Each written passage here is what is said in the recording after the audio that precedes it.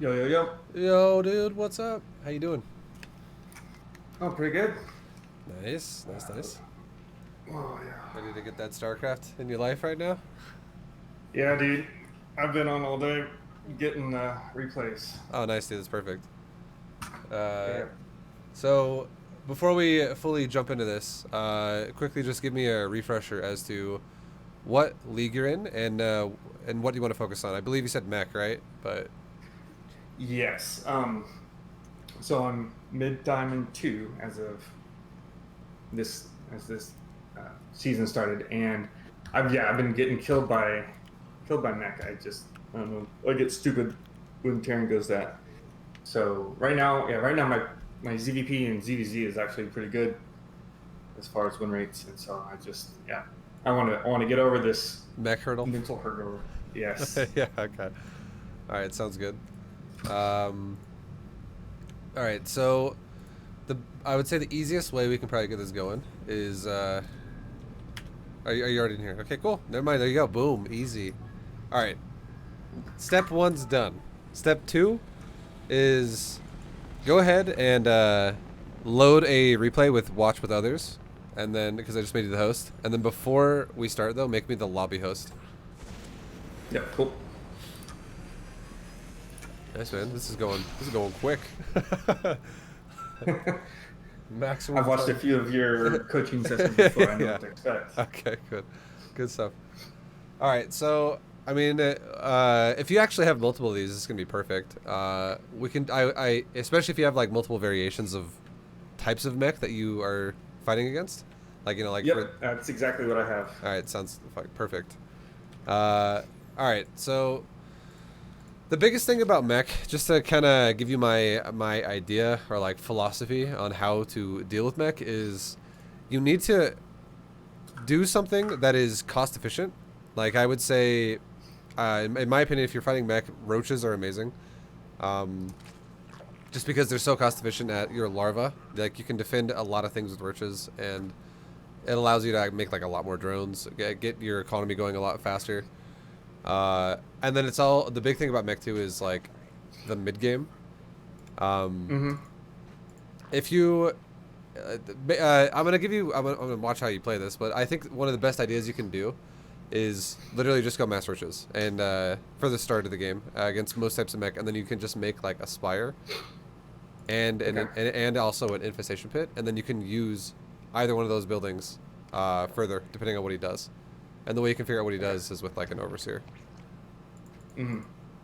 Uh, but yeah, I guess before I really just jump into it like crazy, um, give me like an average scenario for you and how you what usually will happen to you with mech. I guess just like walk me through it really quick. Um, yeah. So no, normally with mech players um, when I'm going up against them, I kind of hit a wall where I feel like I've contained them, and they end up turtling and maxing out, and then just kind of roll over me, Okay. and I just kind of feel dumb. And normally, for a while I've been trying to do something other than roaches. Most of it was kind of a Ling Bane harass it early on, then try to move into kind of infestor, broodlord, corruptor, Sure. and that just really wasn't working or hitting at the right time. And then recently, actually, of the last day or so, I was like, I gotta try something different. And so roaches, I've had a little bit more success with roaches, but this specific replay, I do go roaches, and I still get rolled over. Okay. Um, so one of the biggest things we'll look at is we'll just look at like your economy, pretty much how it goes Mm-hmm. with everything. And one of the things I can already see in your build that I would love for you to change a little bit is Mm-hmm. your queen production. Um, Okay. I feel like one of the biggest things about mech that makes, or like Terran openers in general, especially ones that transition into mech, is the ability for it to harass the crap out of you and just like get far ahead from that if you're not prepared for Yeah. it. Like Hellbat timings are huge. Battlecruiser Mm-hmm. Hellion timings are huge. So I feel like if you have like constant queen production, it will delay your layer a bit. but it will help you at just actually controlling the map so much more. So I don't mind. I don't mind that you took a gas early and got speed, and that you left one drone on the gas. That doesn't bother me. But for now, I just think that one of the biggest things we can improve on is your gas, and then also, or sorry, no, your queen count, and then and then behind that too, I think you're saturating too much gas too fast as well. I would love to see a third base saturated before going crazy into gas. So this is kind of like for your opener so far this game. I'm gonna pause it really quick and just say how I could see how this could be fixed. Take a spawning pool like you did. Get speed on your spawning pool. You can take 2 drones off your gas like you did. But then what I want you to do is I want you to make queens non-stop off both your hatcheries while you're taking a third. Your third timing was fine this game. And then I want you to make like an extra 8 zerglings when your speed is like 90% of the way done. Like it's just about gonna finish. So that's when that's like the ideal time you want to add them on, because if you time it like this, where you take an early speed, right around the time when your speed finishes is when the Terran will have 4 Hellions. And if the Terran has 4 Hellions and he runs into your base and you only have 4 Lings, there's a good chance you're going to lose some drones. So that's when you want to add in like the extra 8 Lings is just before it finishes. And then just drones, like drone your ass off. And the way you can defend your drones, especially like in the front line, you don't always have to use your Lings unless they break through your queen line. But the queens are what stand in the front, guard the creep, push the Hellions back, and if the Hellions dive, that's when your Lings catch. Gotcha. It's kind of that's the overall game plan. And then once you're around like 50, 55 supply, which is gonna put you at like you will guaranteed be 2 base saturated with this supply, and you'll be like starting your 3rd base saturation. That's when I want you to make a roach warren. Okay. And then from there you can once you make the roach warren as well, that's when you can also take gas number 2. And then do not take gases 3, 4, 5, 6 until you're fully saturated on 3 base for minerals. Okay. Alright, so like right now you made a ton of Lings, and this is I would say this is like an overcommitment. And I know you said you're gonna go Ling Bane, or I think that's what you said. That tends to be how I generally start out games. Yeah. Okay. So like I'm gonna pause one more time because this is perfect for just describing things. So like right now we have not that much units lost for you. We just have 6, which is it was like 5 Zerglings and an Overlord, which is pretty common at this point to have lost that. But we're at 5.5 minutes and your 3rd base only or we're almost at 5.5 minutes and your 3rd base only has 1 drone on it. And at 5.5 minutes your 3rd base should already be fully saturated. Okay. So you're definitely having a weak economy, because if we look at actually look at the income tab really quick. Right now it's 39 harvesters for you and 40 SCVs for Terran. Yeah. So it's a bit of a pickle for the Zerg. Yes. All right. And then the more queens we have too, just throughout the early to mid game, the more your group spread will be just spread everywhere, and the more obviously the more group spread you have, the easier it's going to be for you to hold all different types of mech timings. Okay. But so around this stage, you're definitely going to want to get an overseer into his base, I would say, and you're going to want to even like first of all you want to just make sure you know if it is or is not mech. Just because it's obviously really important. But the other thing that's really important is you want to know what kind of mech it is. If it's going to be mech, and I'm gonna pause again one more time, and then that's gonna give you an idea of what a follow-up could be, like a good solid follow-up. And I would say, it looks like you're already transitioning to roaches yourself as well, because I mean you're making the roaches, you're getting roach speed. Once again, the biggest problem I see though is your saturation. It's gonna definitely screw you over really hard, because you have like 3 down on your main. Your natural is fine. Your 3rd base is under, and the goal, like I said, was saying a second ago, 5:30 should be like you should already be fully saturated on your minerals on 3 bases, and around 6 minutes, you should be finishing saturation on all of your gas on your 3 bases. Okay. And around this time too, right around 5:30, you should also be starting a 4th base. just to have it, because if things go your way, you can saturate it. If things don't go your way, it's a macro hatch. So that macro hatch you have in your main should actually be at a 4th base. Okay. But yeah, getting a scout off is huge because you want to know what you should invest to early. And if the best way I would say to like really just screw a mech player over is if you see tank heavy mech, mutas are great, because if a guy shows up with mass tank Hellion and he's got like 1 Thor, which happens quite often if they go really aggressive with tanks, you suddenly just win the game. If it is, I'm gonna look at this part now too. If and then just I'll say the other thing too, with like the ifs of what it could be. Then I'll talk about what you're currently fighting now. And if it is not tank Hellion, if it is instead going to be a Terran who goes for like more aggressive with Hellion Cyclone, he's doing the battle mech style. Roaches are amazing on creep, and then if it's mass Hellion Cyclone, you just get infestors. You make like literally like 4 or 5 infestors, and you just fungal his army. When he engages your creep, you don't chase him off creep. So it makes your life easy because you're the defender. It's much easier to use the infestors defensively than it is to use them aggressively, because then you just might walk into death if you're attacking in the middle of fog of war. Yeah. But at this point in the game, this problem you're having right now, where you've dealt with some Hellions, it hasn't been the worst, but you have definitely overmade units. But now you're having to deal with Liberators, and I would say the Liberators are going to be kind of annoying for you, only because your queen count's really low. If your queen count was high, this would be, you could just pop these Liberators in like 3 seconds. Because then the kind of queen count we're talking about as well is about like 9 queens. Like somewhere around 9 queens. And that's including injecting queens. So we could have like three queens injecting 3 hatcheries, and then you could even rip one of those queens off to inject your 4th base when it finishes. So you could have 5 queens roaming, basically. And 5 queens, or actually it would be 6 queens hitting this Liberator, because you could also use the queen that's injecting this base. And you could kill these Liberators in like, seriously, like 3 seconds each. And then the problem is like completely over. Okay, cool. Alright, so far, I know I'm going through a lot of things really quick, but so far, any questions about stuff that's going on? No, it all pretty much makes sense. Okay. What you're saying, and yeah, I think that's probably a big thing that you're touching on that I struggle with is knowing the ebbs and flows of when to make drones and when to make army. Yeah, because I definitely see an overcommitment to your army right now. Yeah. And just a second ago, you just made 8 drones, but before those 8 drones popped, you were once again at 52 drones to 50 SCVs, which is, you're pretty much like tying the Terran's economy the entire game because of just like the overproduction.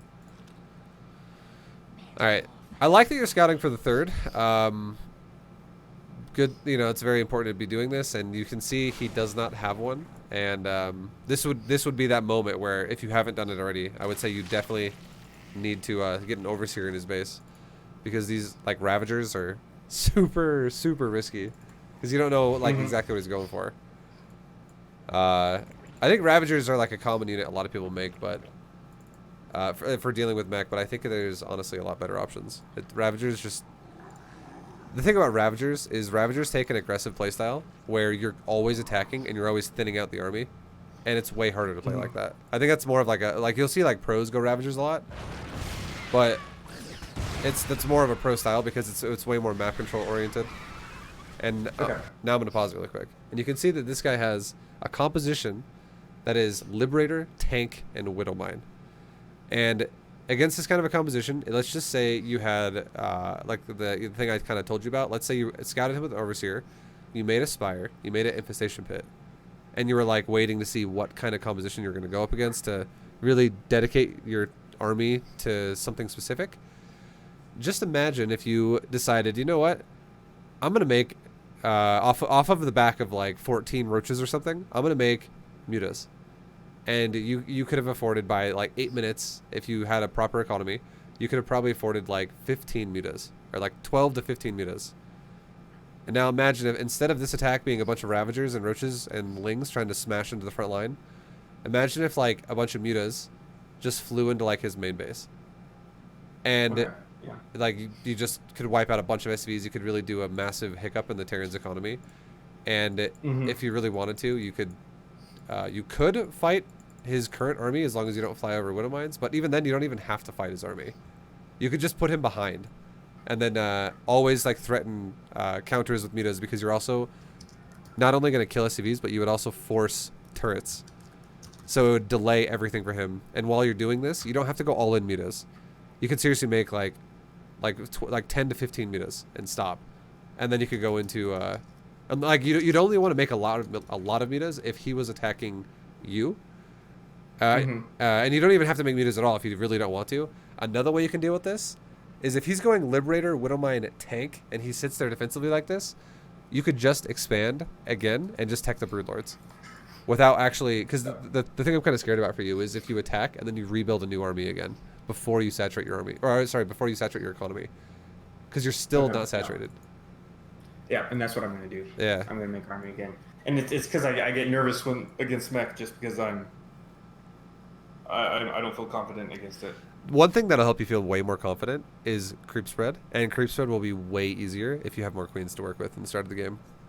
You'll just be like, wow, everything is so easy to defend. He shows up with the battlecruiser, and I just crush it. He shows up with Liberators, Banshees, I crush it. He shows up with the Hellbat timing, it's crushed. Like, queens are going to help you so much. Okay.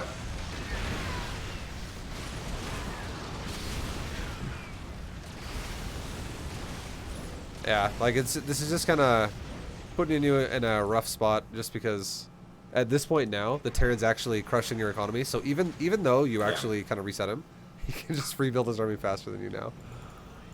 Yeah. Yeah, that's your honestly your biggest problem is your economy. It's just setting everything behind for you so hard.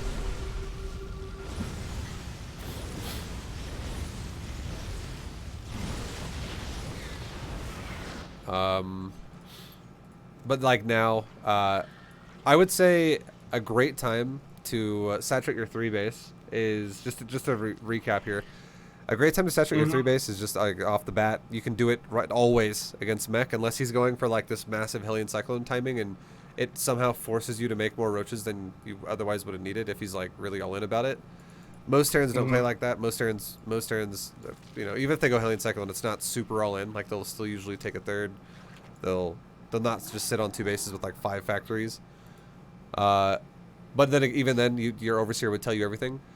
But anyways, 3 base saturation is like 6 minutes. That should be your quota. Your goal is 6 minutes, and then as soon as something happens on the map with like you scout, he's trying to set up a 3rd base like he is, or you defend a timing or something like that, you could totally saturate a 4th base and then take a 5th base. You don't have to saturate the 5th base, you just take it. And then what that would mean that by about like 7.5 to 8 minutes, you should have already been around like 85 drones, like 85 to 90 drones. Okay. And then that overseer scout as well, when you hit that layer timing, even though you're not rushing your layer, you can still, because we're not trying to get the fastest overseer ever, so we don't need to worry about rushing the layer. Even though like I was saying earlier, you could totally delay it. Getting the overseer in his base, like, you know, we're talking like around like 4 minutes and 45 seconds or 5 minutes. That's like totally fine, and you'll be able to realistically see what he's doing before he fully commits to it. So just giving yourself, and then also the creep spread will just, it being there will just give you so much more comfort to like be like, oh, we're good. We're not gonna die right now if I drone my ass off. Yeah. Yo, Jason, thank you very much for the host, dude. I'm doing it in the middle of a coaching lesson. Much love, man. Thank you. All right, and then yeah, for now in this game too, there's just becoming too much of a deviation of like your plan here, and it looks like we're going into like Baling Hydra Roach Ravager style, which is it's just gonna you're 100% committing to like the ground game, and this dude's committing to a defensive Liberator tank, or not tank, really tanks anymore because you killed the tanks, but he's just committing to like a defensive, or he still has tanks. He's committing to like a super defensive style. Widowmine Liberator tank, and breaking into this is definitely not your best interest. One of the best things you can do here is just not let him expand anymore. Okay. So when you think about it, if instead of attacking a fortified position, you just keep repeatedly scouting non-fortified positions and make sure he doesn't get to take them, because look how exposed his 4th base is. right now compared to the third. The third is Yeah. looking brutal. Those are some nice battles though, right there. But even so, like it's just kind of like puts you into like an almost like an all-in. Yeah.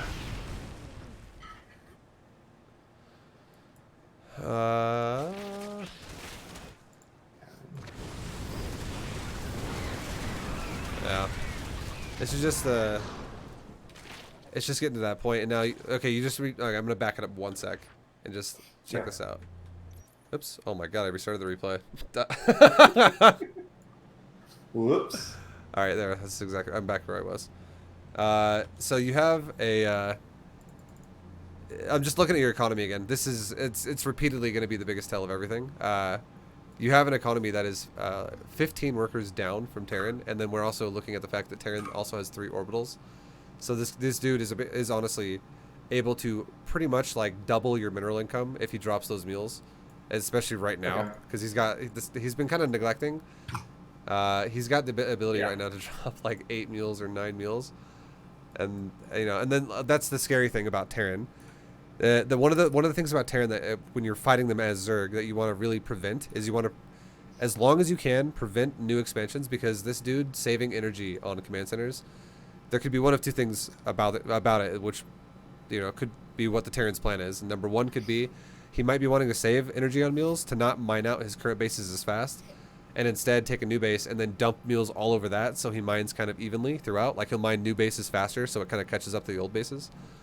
Or it might just be neglect. It might actually be just him forgetting to drop mules. But either way, Terran has the ability to drop mass mules all at once, and that is super scary if you let them take a new base to do that.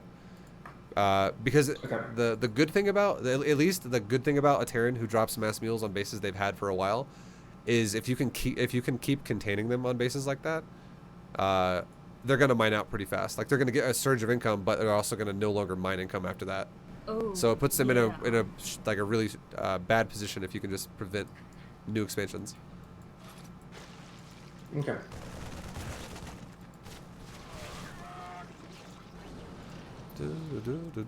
But yeah, I do like that you. Or go ahead, you go. I was gonna say, so really the big thing is contain. Like I really just need to focus on making sure like they stay on maybe 3 bases and then no more if they're gonna play real defensively. Because even with Protoss, that's a style that I really struggle against. Is really when they just turtle up and find like one mass thing to do. And all right, so I'm just gonna I like the attack you just did. If you're gonna be going for a ground army, that was the perfect place to attack, because now you have once again reset him. But the contain thing as well only really applies once you have an army, like a big fat ball and army. And I don't think the way that this game is going is necessarily required. You don't have to put yourself in a position to be attacking like this, because if you want to, you can be aggressive with like I was saying, like you see a lot more pros and stuff throwing out like Roach Ravager, being aggressive, knocking bases out, knocking units out. But it's styles that require you to know where to attack and when to attack, and that comes from like awareness of what's happening in the game currently, and also scouting as to what your opponent is doing with where he places his stuff and things like that. If you just kind of walk out blindly into his base and you just kind of just react to what you see as it comes out of Fog of War, as you're already attacking it, that's like the worst thing you can do for yourself, because everything is going to become more panicky, and you don't fully know what you're walking into either. Like if you are like, oh, I got Roach Ravager and I got shot by a tank, let's go and corrosive bile that tank, and then as you walk to corosive bile one tank, like 4 or 5 more shoot you, and then as you go to corosive bile those, like another 3 or 4 shoot you again, and everything just starts dying for Zerg. So being aggressive is not always, it's not really required. If you do want to be aggressive, like it's just, if you have an army that's there and you want to get something done with it, like I was saying, just looking for expansions then would be fine. But a great idea you can go for here is, you even said you like to mix it into your game as well, which is good. You just tech the Broodlords, which is so easy against mech players. You can just be defensive. You can have like 16 roaches or something. Like I said before, early on, and like when you have 3 base saturation, you take like your you figure out what he's doing. If he's being really aggressive and he's going to move out, he has like a really aggressive timing. You can make a composition to deal with that. Like we kind of we'll touch a lot more on that as time goes on today, but you can always make something to react to him if you know what's happening. If you see him moving out, If he doesn't move out and he just sits here like a turtle and he's like, I'm just going to hit 200 supply and then I'm going to attack you, you have more than enough time to repeatedly keep scouting him, because you can make like 1 or 2 overseers and then just make a composition that can deal with it better. And a composition that is like, you can make it blindly as long as he's being defensive and always counter the Terran. It's literally Broodlords. It's a Broodlord based composition.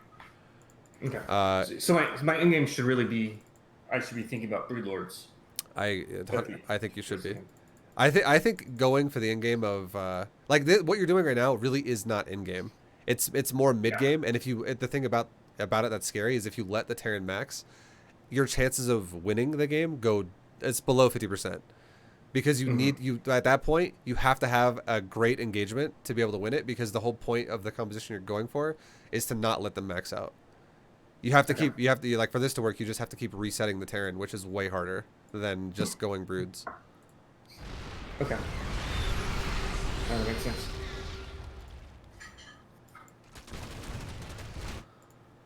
All right. And then what I see happening now is the Terran's going to just push you with this Thor army, and it's going to be difficult to defend. That's going to be what happens. Because that's what I'm talking about with your army. Like, the roaches just don't scale very well.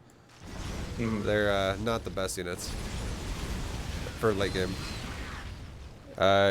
Yo, Sam W, thank you very much, dude, for the sub. Welcome to the V-Fam, bro. That was a stupid phone. Honestly, so here's the thing that sounds crazy is I actually don't think that was a bad fight, and here's why. You're gonna lose the fight either way, and taking a fight against the Terran, if this was your composition, further away from your base, the better. Because you can because what you can do then is you can remax. You can whittle him down by like, let's say like 20 supply or 30 supply, and then just try to remax as fast as you can, and then overpower him again. Like, that's one of the only ways you're going to be able to win this kind of engagement. Because if this dude sets up his tanks, you are going to be in a very, very hard spot with your current composition. Yo, Governor, thank you for the 20-month sub, bro. But yeah, it is 14.5 minutes into the game, and if you saturate your economy a little bit more efficiently, you will have been able to have not only make roaches and stuff early on, but while having a good economy, but you could have easily maxed out on like Broodlord army at this point. So the money, like, it might seem overwhelming here and there, but the money situation is definitely gonna pay dividends for you once fixed. Okay.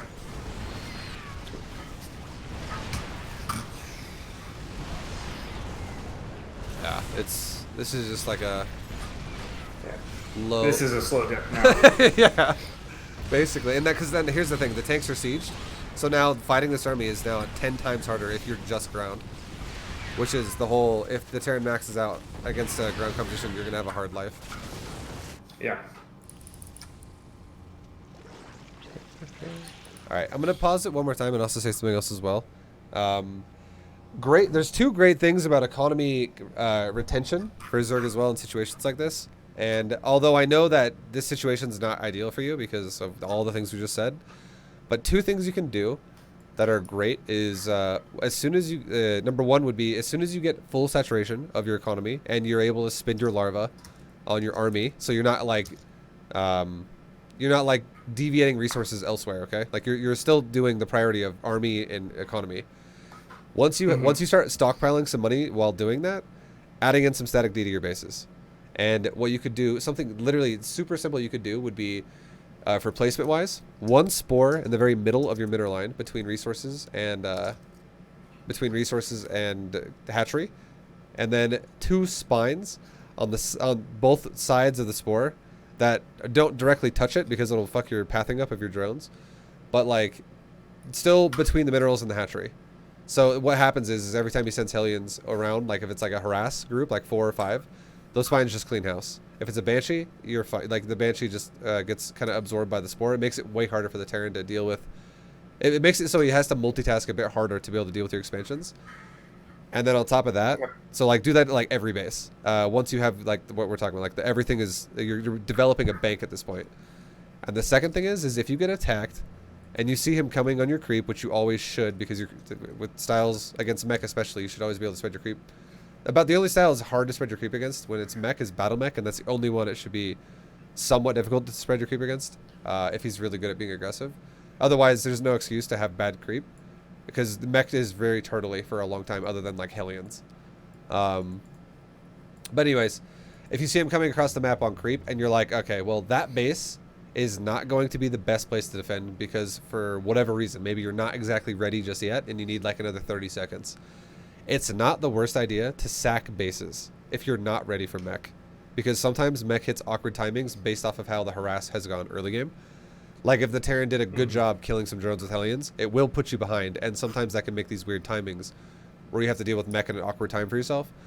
And one of the things you can get, one of the ways you can get around that is you literally just run your drones away. Just be like, oh, that base is gonna die. Run the drones, and then send them somewhere else, and sack the base. And then as long as you're not losing the drones, it's so easy to just lose some mining time for a transfer, and now you just go somewhere else on the map. So expand, like, be kind of aggressive with how you expand, even if you're not going to mine the base.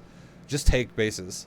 And a great scale for timing of this is take bases often, and also if your creep spread is in front of the bases when you take them, you know your creep spread is not bad. Your creep should always be ahead of the bases. Like you can see that your middle left expansion is like way ahead of the creep.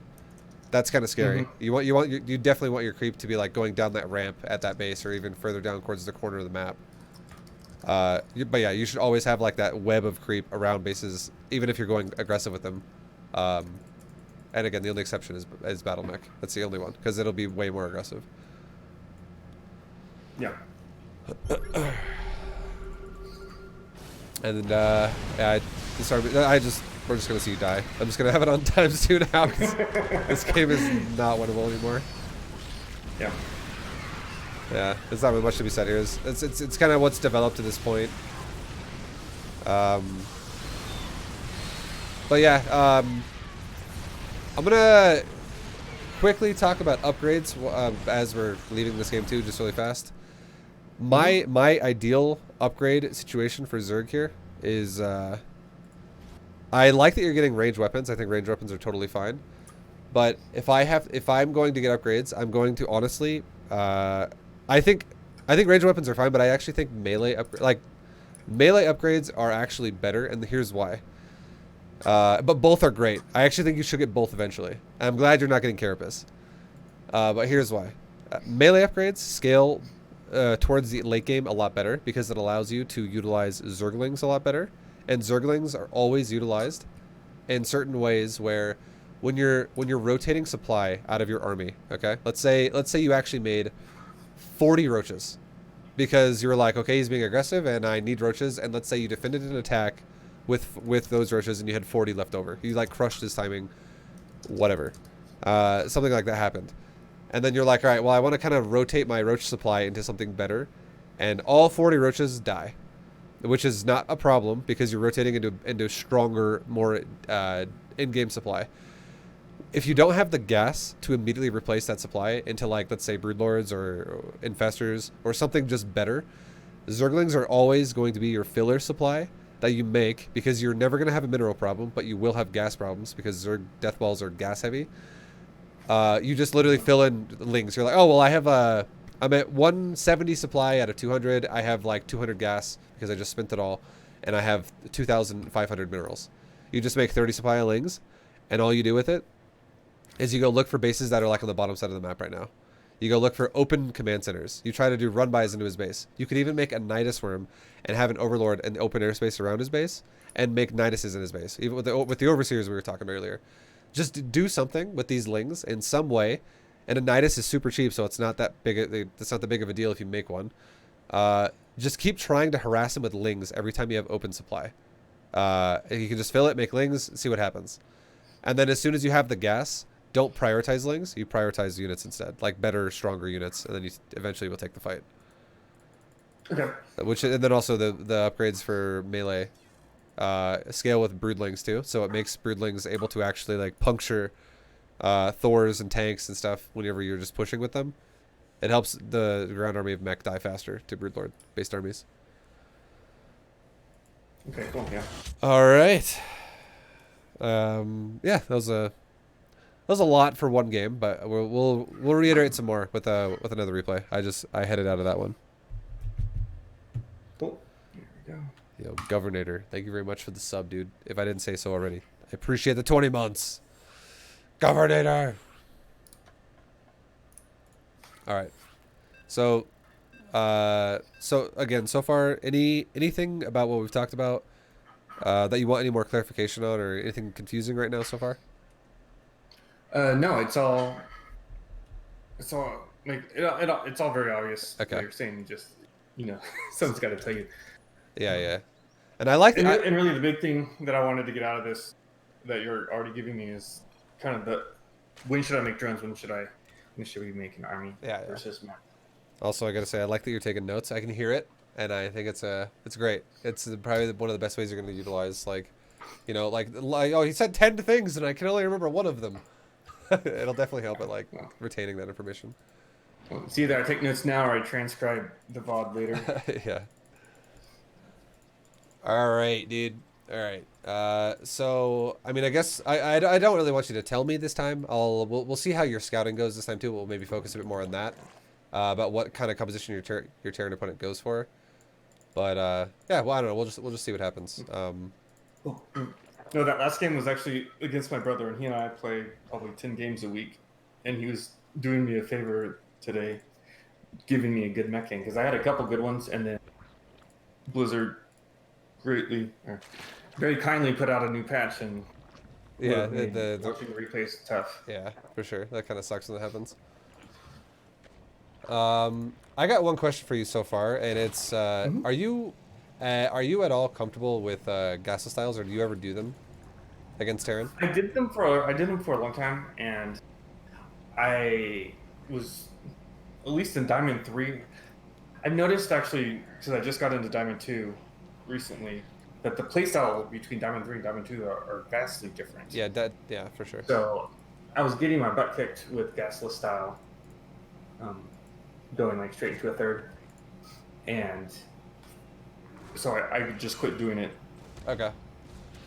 But it is something I'm comfortable with, and I can do. All right. I would say, like, we don't have to focus too hard on gasless style, especially if you don't have any replays dedicated to that today. But one of the things about gasless style is, I'll just pause it and say this really fast, just so it's out there. It goes into the style you're already doing really, really easy, and this is the trade-off. Okay. So they both play like exactly the same. They both take a third really quick. The gasless actually takes it even faster because you don't have to take the gas. But they both rely heavily on lots of queens early on. And the only difference is, and then like, sorry, let me just say this first. They play the same early on pretty heavily. They make lots of queens, and then, my God, I forgot where I was going with the end of the sentence. I was saying the other thing. My point is as soon as you go into that phase where you're making the roaches and you're done with the lings, it's the exact same build. That's the thing I'm trying to say. It's like the exact same, because you're like, you will eventually get link speed later on. So getting link speed early or getting it late isn't much of a difference. And the only trade-off is gasless. Instead of utilizing Zerglings early to defend yourself, you just make a wall off. It's the only difference. You make like on this map, it would be double Evo and Roach Warren connected from the gas above your natural to the wall. Kind of where your creep timber is right now. And then you just leave a queen in the door the entire time. And that's it. That's the only difference. And then it makes it really hard for Hellions to get in your base. The only thing that's kind of scary about going gasless is when they go medevac harass, because you have to honestly have a decent overlord spread then to kind of like, and also creep spread to get wind of it, like catch wind of it early on before it's in your base with 4 Hellions roasting your drones. But that's the only thing that's scary for gasless. Because frontal pushes don't do anything to it. It shouldn't. Anyways. Okay. They both play this very similar though. Both of them seriously are very queen heavy. Like we're talking seriously like 9 queens. But yeah. Yeah, that's always something I struggle with, is making a lot of queens. Yeah. Well, it'll come like, once you get in the habit of doing it, it's super easy, because all you should be doing right now is you should be periodically checking his base. I love that you're scouting further up into his main. We did say we were going to talk about scouting, and I was really hoping you wouldn't just sit on the cliff at his natural. So I love that you figured out that he just went 1-1-1 and command center. And I'm gonna give you, pretend like you hadn't played this game yet, okay? And like you don't know what's coming. And I just want to ask you, if this is like a standard game and you were at this stage, what do you feel like is possible here for the Terran? Like what would you do as a reaction to this? Do you think? Well, yeah. Normally it's just I'll make some Zerglings and I'm expecting a Hellion harass, and then my Overlord should be going through right now to go and get a little bit more information on what he's going to actually do with the Starport. I like that. Yep. Because yeah, either it's medevac or actually where's his? Yeah, and so and then I also look for what is on the barracks and whether or not it's doing something. So if it's making or if it's upgrading, I assume it's stim, and then it's gonna be bio. Otherwise, I'll try and come in a little later to see what that barracks is gonna do. Whether or not it was just to give the tech lab, in this case, to the Starport. Okay. For something else, but yeah, right now I'm just assuming that it's going to be Zerglings to try and stop that, and then also maybe, and I think this one too, I'll make a bunch of Zerglings and I'll try and counterattack. Okay, so to try to slow down, just to try to slow down the turn. All right, so I would say something to consider is there is like this guy. I'm not saying he can't go bio from here, but this guy cannot do a bio harassment to you. About the most bio related thing he could do is if he went for like Marine Hellbat or Marauder Hellbat at this point, because if you rush a starport like this, you are going to have such delayed bio production because he's not like if it was like double barracks early on, that would definitely be bio, but he's gonna have a very tiny amount of bio, so rushing the starport doesn't make a lot of sense if he's going to go for bio. So you already know for sure it's at least going to be a mech-ish opener. It's going to have a lot of factory units and like Hellions. You can clearly see it's Hellions. And I agree with what you said, where you said you want to scout further into the starport, because you got to think about it like this too. For the factory to be on a reactor this fast means 100% that was a barracks that built that. He rotated it over, and now you haven't seen the barracks yet with your Overlord's movement. So my thoughts, I haven't looked at the Terran's base yet, but my thoughts would be that the barracks would be now, since it's missing from the factory, it is now next to the starport, and it is, it doesn't mean it has to make an add-on for the starport, but it does mean that there's a very high chance it could be. So my guess would be you're going to be going up against something that is Hellion related, and like I said before, it could be Hellion into a Hellbat timing with a couple bio units. It could be just like Hellion Banshee, it could be Hellion Liberator, or it could just be Hellions like Hellion BC. It could be a Hellion mixed with something. But it's basically seeing something like this makes your life really easy, because once again, queens are kind of a defend all against anybody who goes 1-1-1. If this guy had gone for like 2-1-1, like 2 racks factory starport, I would be like, okay, maybe you know, get ready to make some extra lings here, because you got speed, you know, that's what you're going for. It's fine. Something like that would be more realistic, because like a 2-1-1 stim pack timing is more scary to deal with with just queens, and I'm sure you'll probably realize that you'll experience that the more you make more queens. But just when it comes to 1-1-1 openers, it doesn't do anything to queens. The scariest thing would be a Hellbat timing. And then if you scout an armory in his base, the easiest way to shut down Hellbat timing, if you open up speedlings, is seriously just make one spine crawler. Just make one spine in front of your base, and you just fall back to it and transfuse it. And then you can then even just counterattack him with lings. You don't even have to use lings defensively there. Since you're going for a ling style, that'd be a great way to utilize that. But we'll see what he's doing. So my guess is, once again, it's just Hellions mixed with something. So scouting his base is going to be nice, because you're looking for things like a fusion core, things like an armory, or things like just the fact that he's got 1-1-1, which would mean that if there's no armory or no fusion core, there's a high chance there might be a third command center soon. And there you go. You see a tech lab, and it's on the barracks. So I'm going to pause it again and say this. If you ever see a Terran go 1-1-1, and he's going for, and he leaves the tech lab on the barracks, the way you should read this is it's a Hellbat timing. Okay. Because you should not think that it's going to be bio, because you can't really, if you rush the starport this fast, it guarantees he doesn't have a second Rax, and it would be the crappiest bio timing ever if he committed to like stim pack. It would be like he'd show up with like 8 Marines and be like, let's fucking go. So if I saw a tech lab upgrading there, even though we can clearly see it in a replay, I would assume that's going to be concussor shells or maybe combat shield. It's going to be an upgrade that's going to be way faster than Stimpack, and the purpose of it is going to be to do a timing that coincides with Hellbats. So I'm already assuming if you scout his base further, I bet he's going to build an armory within the next 30 seconds. If he hasn't already started one.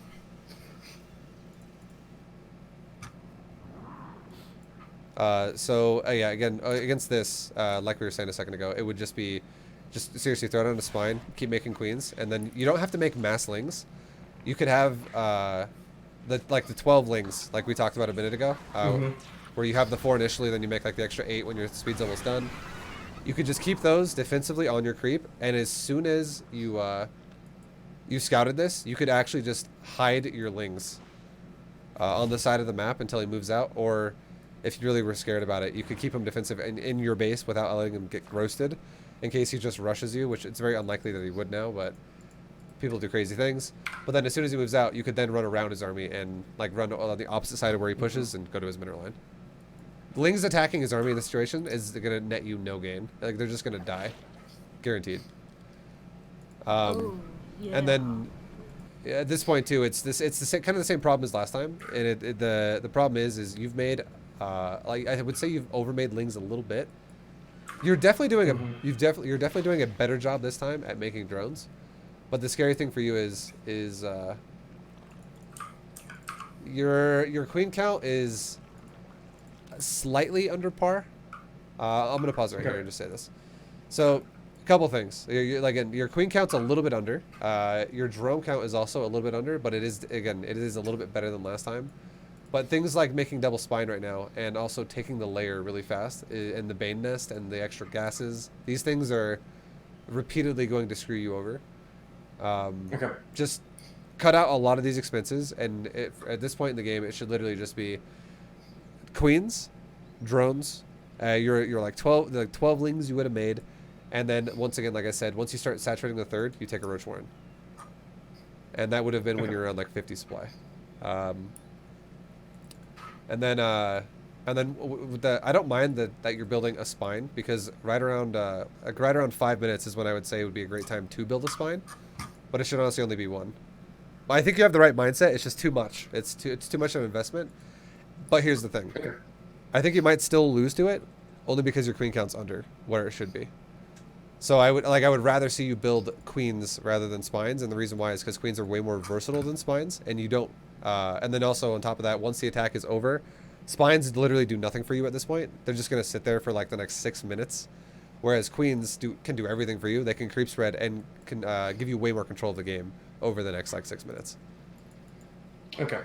And the last thing up until this point right now is your Ling Scout move out counterattack, that whatever you want to call it. It's honestly kind of random at the moment. You're moving out without any information as to if he has moved out yet, because you did see a couple Hellions out on the map, but you haven't actually seen them push yet. So this timing is a little bit early, I would say. I'm not looking at everyone's vision. I'm not seeing exactly where the Terran is right now, but you want to commit to it as soon as he commits to you, because if he plays defensive, this timing completely fails. Okay. Like if he leaves units defensive, rather. He most likely will attack you, but yeah. And there you go. So like he hasn't really fully committed to it, so he just brings the Hellions back and he easily defends that. It's kind of where I was headed with that logic there. And then now you're getting kind of stuck in this situation where you're remaking tons of lings and you're now falling behind Terran. So now you're 42 drones to 45 SCVs, 46 SCVs even. So this is when you're gonna start falling behind, and you're always, if you ever get in positions like this against Mech, you're never gonna feel like you have control. You're gonna always feel like you're getting attacked, and Terran, or when you attack Terran, he just has so much to defend his base. Yeah, and that's the way I feel all the time. So it's just being behind economically early on. This is something that I feel like will make a lot of sense when you hear it. And I feel like we've kind of touched on it a little bit, but this is the goal of versing Terran. Like scouting him with your initial Overlord, getting a read on what's going on, and then you can follow that up later with an Overseer to see what the follow-up is for Terran, that these are all important things. But the goal is to make minimal units and fully saturate 3 bases as fast as you can. And if the Terran is not all in, you should be fully saturated by 6 minutes. So like right now, you should already be at 66 drones.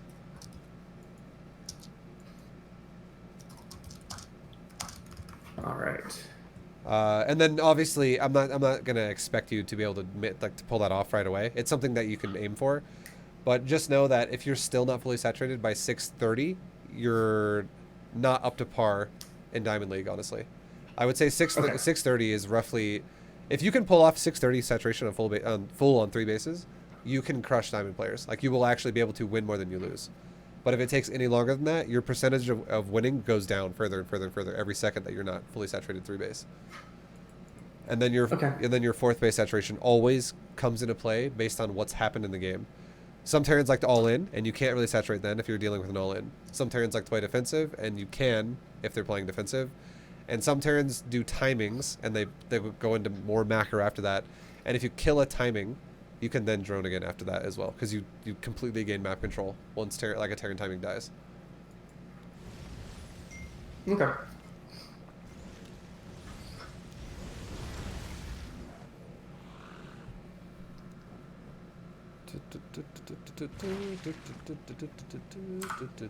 All right, so he's kind of like keeping you in the dark. This is the thing about Hellions, kind of annoying. That's why more Queens are also really nice, because you can actually battle the Hellions on the edge of your creep. And shove them back to protect it. Oh, we have a BC. Okay, so I'm gonna pause it now and say, here's the crazy beautiful thing about Queens. Your Spine Crawler is worthless right now. Looks like he's not doing Hellbat timing. He looks like he didn't commit to the Marauders at all anymore, or like the Hellbat bio medevac timing. It looks like he just wanted to kind of like deceive you with your Overlord and make you maybe think he was doing something that he's not. And again, the way you should have read that was Hellbat timing, because it was only 1 Rax.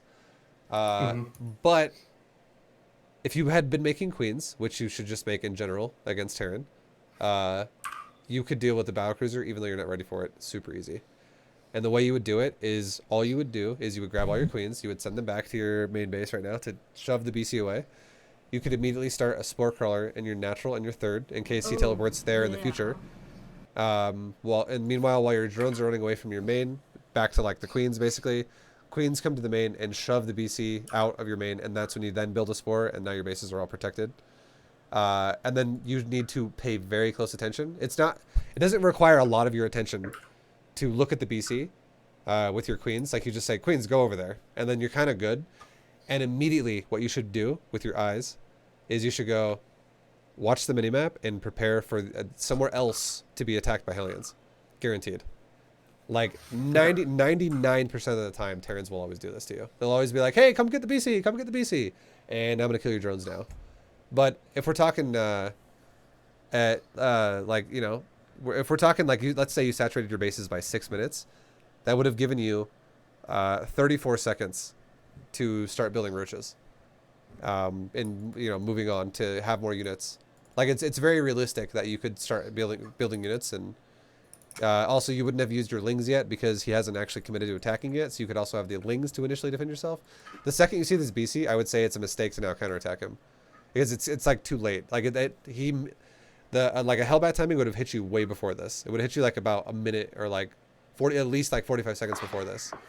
So now that this is so delayed, like there's very low chances you're going to get something done with your lings, because his production is going to be more ramped up. So even if he is moved out with an army, he's going to have more reinforcements being built at a time that are going to most likely defend himself from new units. So yeah, like your lings could initially defend yourself, and you could go into roaches and stuff. But yeah, I'm doing a coaching list right now, Juan. I love you, man. I don't see a dono. No me, or $1 no me vibe. Thank you, man. This is paid coaching though, so I try to give him my attention pretty full on as well. Much love though, dude. All right.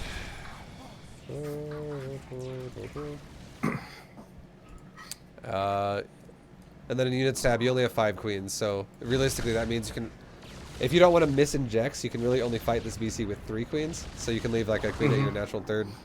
And yeah, 3 queens is definitely not enough. You'd want to have like 6 queens smacking this BC out of the sky right now, for sure. And then I know, obviously I know these replays are all, you know, made them all before this coaching lesson, but really just keep in mind, I would say this macro hatch should always just be a 4th base. Or even like a 5th base. Like making a macro hatch against Mech isn't super necessary early on. If you have tons of money, then that's okay. But it's better. I would say it's better to just expand more, because it's actually common against Mech to lose bases if they're really aggressive, and you can just rotate drones. If it happens to be one of the bases you're mining, you can rotate drones to the other base. Okay. Especially if it's, you know, if it's things like battle mech and stuff like that. All right, and then at this age too, it's just kind of like the similar situation again, where you're kind of getting stuck in this predicament where you've been kind of paranoid about units. You've actually made more queens now, but you could have made a lot of these queens a lot earlier, had you not prioritized so much gas so early, and then. Okay. You know, your drone count wouldn't be 47 at the moment, because that drone count's going to just lose you the game again. That drone count is, it's definitely going to put you in a horrible spot. And then and then also the spore color count. I'm almost noticing this. Realistically, you only need like 1 spore per base, because the queens just do everything. The queens seriously are like they're amazing against BCs, and the reason why is because a BC, if we look at it, a BC only has 3. It has, okay, I say only, but 3 armor is actually a shitload. 3 armor is a lot, okay? A unit where it has like just base armor, 3 is pretty big, but a queen is doing 9 damage by default. So if we have 6 queens smacking a BC, and they can do it every 0.71 seconds, you're doing 36 damage less than every second. And when you think about how fast 36 damage is going to build up if you're hitting him every 0.71, like this BC, it will get hit, 5 times in 3s, or it basically get hit like about considering you might have to move slightly on the queens if he's moving away from you, you'll hit him probably like 5 times in 6, maybe 7 seconds if there's a little bit of travel time on the queens. And when you think about how much damage, if you have 6 queens, if you think about how much damage that could be done in like about that many, like 6 to 7 seconds with 6 queens, you could be doing like 200 damage roughly. I'm just estimating, but it's roughly around there. That's already like about more than almost half, a little bit more than a third of the BC's health. Like the BC's will die very fast to queens. It'll die super fast. Like, if you just have 6 queens, here's my point. If you have 6 queens and he doesn't even fly into your spore color, your 6 queens will be able to shove that BC out of your base in 10 seconds, guaranteed, and the BC will be less than half health. It'll be like in the yellow to orange territory of the color of its, of its hull, basically. If it does, however, like teleport right on the spore, guaranteed you could possibly even kill it, unless the map is like really open airspace. Like it will die really fast. Even if you're it's just queens are really good. That's the point I'm trying to make here. And even if you're not prepared, you're still prepared because you made queens. Like if you don't have spores is what I mean. Yeah, no, I gotcha. Yeah. Invest more into queens. Yeah, there's I can't overreact with the spores. Yeah, sure. Because the thing about queens too is it should make you feel way safer, and it should make you not overreact with lings. Because these units that you're producing is what is actually screwing you the hardest.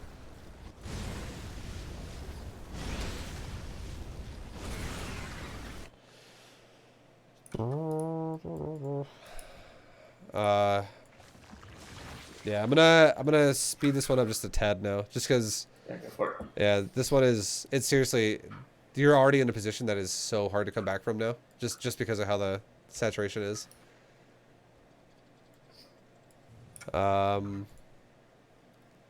If you ever scout a Terran player as well who goes for like what this dude's doing, where he goes Cyclone Hillian, BC, a great counter composition to this is honestly Roach, Roach Infester. Always prioritize Infester if it's Hellion Cyclone. If you don't have Infester, it's going to make your life a living hell. And then you can make Corruptors later on, but it would be Roach Infester Queen right now. That's what you should have. And the reason why is because this is also, you should have figured this out too with an Overseer Scout. So if you scout through his base, and let's say you fly through his main one more time, and you're like, okay, we got 1 starport, and we got 3 factories. And let's say you fly down to his natural, and you see maybe 1 BC, and you see what he has currently killing your queens. You see a ton of Hellion Cyclone. That's like it's immediate trigger for you to be like, all right, Infestors and Roaches. And then, yeah, I'll use my queens that I have to defend it, but we'll eventually make Corruptor. But I really just need, like, the goal would be like maybe 4, 5 Infestors, somewhere in that range. Doesn't have to be mass Infestors. And then, honestly, just as many Roaches as you can squeeze out. Up until, like, the point when he takes the fight. And he's going to take the fight with you because he is Battle Mech, and Battle Mech is like Terran's form of going Roaches, honestly. It maxes super fast, super early, and it is very powerful very early because of just the fact that it's such high supply early, and it has a lot of potential that way. It just is able to like pick things apart if you're not ready for it. So you're going to want to... This would be the kind of game where you'd make more Roaches than normal because you wouldn't be able to just rush Broods. You're going to have to make Roaches or you'll die. And the goal would be don't attack him off creep. Let him come to creep and fungal him when he commits to creep. And then as soon as he commits to creep, engage him with your Roaches and Queens. And then just try your best to like chain a fungal. And the juiciest fungal to chain here would be on a clump of Cyclones. You can literally ignore all the Hellions. Because your Roaches will just crush the Hellions as it is. They'll just kill them all. As long as you can... All it takes is 1... knockout of the Cyclones, because you can see, like, if we look at his army, there's 18 Hellions and there's only 5 Cyclones.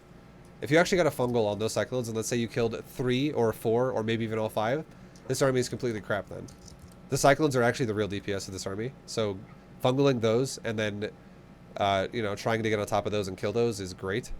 And then if you manage to actually do that, the fight's over. You win. He has to pull back or lose everything. Okay.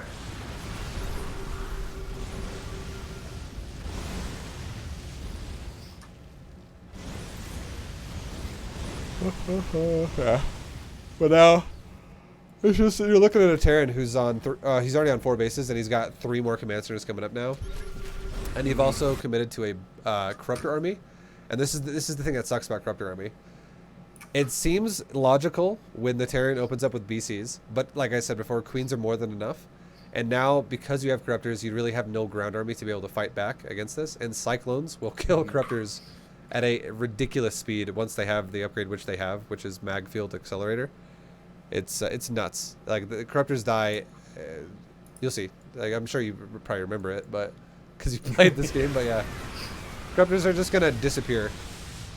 Yeah, I think at this point I've pretty much given up hope. Yeah. Maybe I can try and get the command center as a consolation prize. Yeah. Yeah. The answer would be no. Well, yeah, that's that scan lock on range. It's just once Corruptors get locked onto the thing that's scary too. This is actually an important thing because this actually is a tip that you should remember for forever, because I see Zergs in GM make this mistake all the time, and it is if you ever have Corruptors and you have not either A, scouted where the Cyclone army is and you know you're going completely away from where it is, or B, killed the Cyclones, do not ever move out with your Corruptors, because a Corruptor actually flies at the same speed pretty much as a Cyclone. It is the exact same speed as a Cyclone drives on the ground, which means that as soon as you get locked onto one time, unless you're flying over open airspace with like water or some shit, or just like a cliff where the Cyclone has to immediately stop, your Corruptor is going to die. And if your Corruptor is in range, if your Corruptor is like directly if the Corruptor is directly over the Cyclone, and the Cyclone now has to stop, and he scans where your Corruptors are going, he can actually shoot your Corruptor like 4 times before it gets out of range of a lock on, and it only takes 5 hits for a, or really it does take 6 hits because a Corruptor does regen 1 health, 6 hits and a Corruptor dies. So if a Corruptor gets hit even 4 times, if it gets out the second it gets locked onto, it just takes the hits while it leaves. It's still going to be almost dead for that, you know, whatever you just did there. So you just don't ever move out with your corruptors unless you have control, basically, of the game, because you're going to lose them. And if you lose them once, it's something like that will ruin everything for you, because it's, if you lose like 10 corruptors, that's 1,000 gas that you now have to just recover from, and it's not easy to do that. Like Zerg Deathball is definitely not, it's definitely expensive on the gas.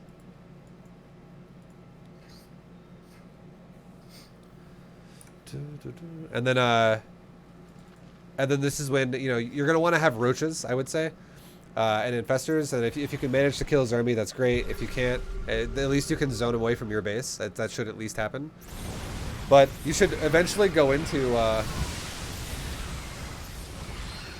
I'll talk about what just happened here in a second. I just want to finish this point really quick. You'll eventually want to replace roaches with broodlords and zerglings. Like the zerglings could be counterattacking and stuff like that. This guy actually has no planetaries, so this guy, I could see how, like, if you were in the broodlord stage now, and you were like the same thing we talked about last game, where you're like, all right, I don't have enough gas to max broods here, and I have like 30-40 supply open. You could just zone with broodlord and fester against his army, and you could just counter him with lings, and suddenly you could just be like, oh wow, Minerline's dead, Minerline's dead, Minerline's dead. And then the other thing that I was gonna say, brain farting again. Sorry, dude. I'm trying to like balance like multiple points here, but yeah, if I remember it again, I'll say it. But yeah, just lings, like ling counters here with broodlord zoning him defensively, and you'd want to push out once you have like it's almost like against mobile or mech armies. Okay, there's actually a rule of mech. This is actually important too. There is a rule of map positioning against mech, and creep spread is a big deal with this. And also changelings are also very nice with this. Creep is more important though than changelings, but they're both important. You want to do your best to consume the map, because it's almost like you're gonna submit the Terran. Like it's like you're gaining ground and you're controlling him more and more, and eventually you're gonna kill him for this. And the reason why is because the worst thing you can ever do is like when you decide it's time to attack the Terran.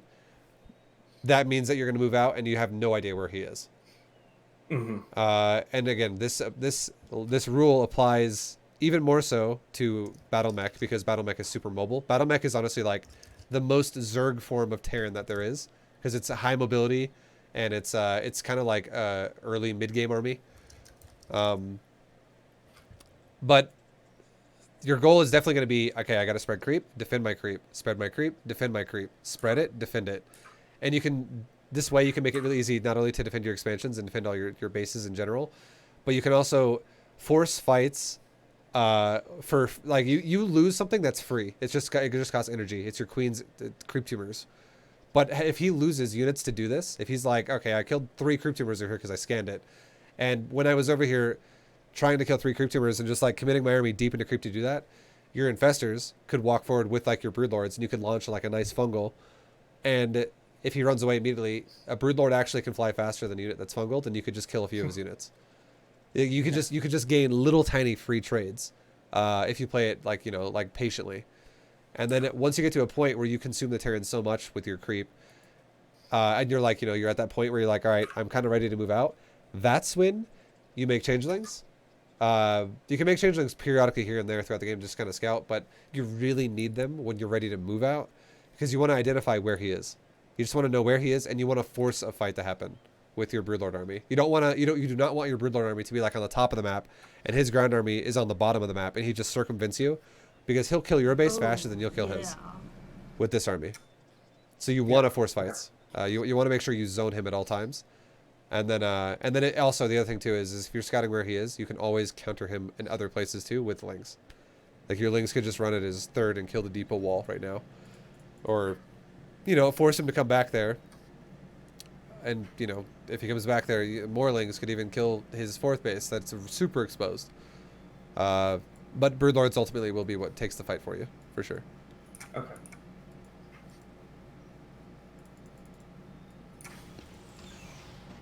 And I'm gonna quiz you really quick. Just a quick, simple one. If you get it wrong, don't worry, I'll tell you the right answer. If you're fighting against this kind of an army composition, what Spire upgrade are you gonna go for? I'm gonna go for a Carapace. You should go for weapons. And Okay. the reason why is because he's Hellion Cyclone heavy, and Hellion Cyclone does not really respond to Carapace. Like, it penetrates through armor because the missile attacks from the Cyclones are actually it's like a spell. It's not actually an auto attack, so it armor pins. Okay. If however this guy was going mass BCs instead, let's say his army comp was like 8 BCs right now and only like half as much Hellion Cyclone, then I would agree with Carapace. But this dude has like no BCs. So the thing, and the reason why this is important, and this is how you should be thinking about mech, you should be thinking about future stages. You could actually be 0-0 against Hellion Cyclone and beat it. It doesn't actually matter because the weapon upgrades aren't really going to change a whole lot for you, because Cyclones and Hellions are both basically made of paper. When you compare them to other mech units, they both die super fast. But what does happen is this gives you the ability to use mutas if you want to, and it makes mutas very powerful. Okay. Like at certain stages of the game, like mutas can definitely be things that can either counter, like they can kill counterattacks. Like if you get to a stage where you're like always defending your base, but now you're like, okay, well this guy's getting excessive with the amount of Hellions he sends out to attack me, and my Lings aren't really performing as well as I want them to. And he makes like, let's say he sends out like 15 Hellions, and he makes them all Hellbats, and you're like, now even my spines are getting overpowered. Well, if you make mutas at that stage to kill the Hellions at that point, you easily clean up everything. It's like free money for you. You just keep killing his Hellions over and over and over. And then on top of that, if the game develops to another stage where, you know, let's say he's not killing your bases, but you're also having a hard time killing his bases, you can force fights with Broodlord and Fester, like in Corruptor. And then at the same time, you can not even take a fight with Broodlord and Fester Corruptor, but you can force his army to be in a location to possibly defend it, because you can posture your army around an area, and then suddenly you can fly in like 16 to 20 mutas and like his natural, and just wipe out a mineral line, and then leave. You don't have to even say they're like kill command centers and shit, just kill his SCVs. And you force him into like a situation where he now has to all in you. Okay, yeah. Stuff like that. That's why, you know, mutas are actually so good against mech. The only unit they suck against is Thors. But if the turn's not using Thors, they're actually kind of nice to mix in. But don't ever go mutas as a priority unless he's going for like a tank Hellion push. Always use them as like the follow up to your actual army. Like you'd always make them like after Broodlords basically, and Corruptor. Mm-hmm.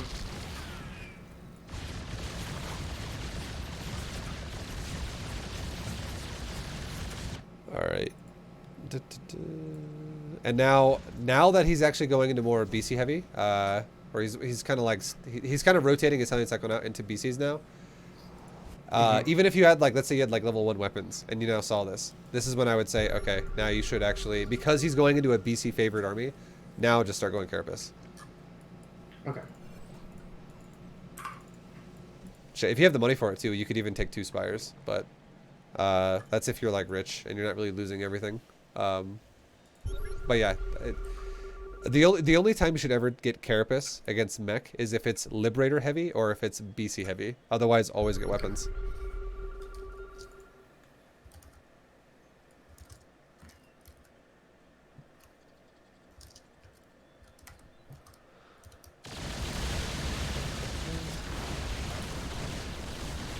And here's a tip too.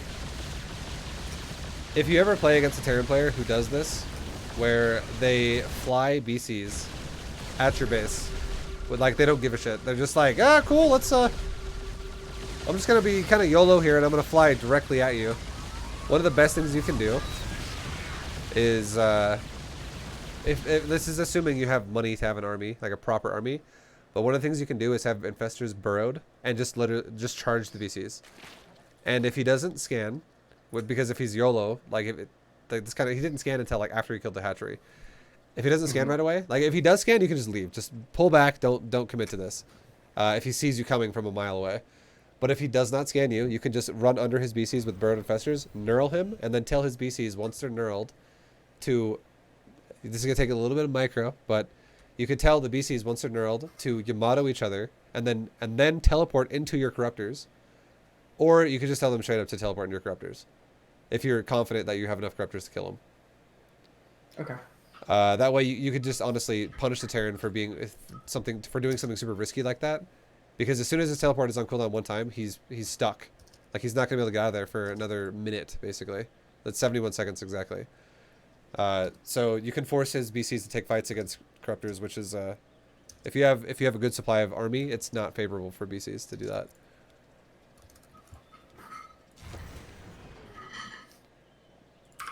But yeah, grand scheme of the game, like the big picture here though, once again, is your economy for sure, and you just don't have enough. Yeah. Normally my economy is better, but I just get, like I said, I get flustered when I see Mech coming. You know, it's understandable. Mech is actually like, it's kind of like a different playstyle than other ones, because Mech isn't Mech is like very timing attack oriented. Mech is like, it's kind of like playing almost like Protoss, when Protosses have the ability to like do an immortal all in, or they can just be like, I'm not gonna do it actually. I'm actually gonna go for a third.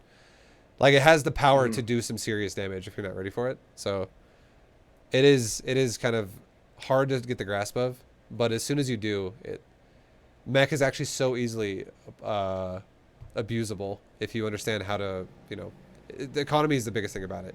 If you just understand how to make an economy against Mech, it's so easy to abuse Mech. Okay.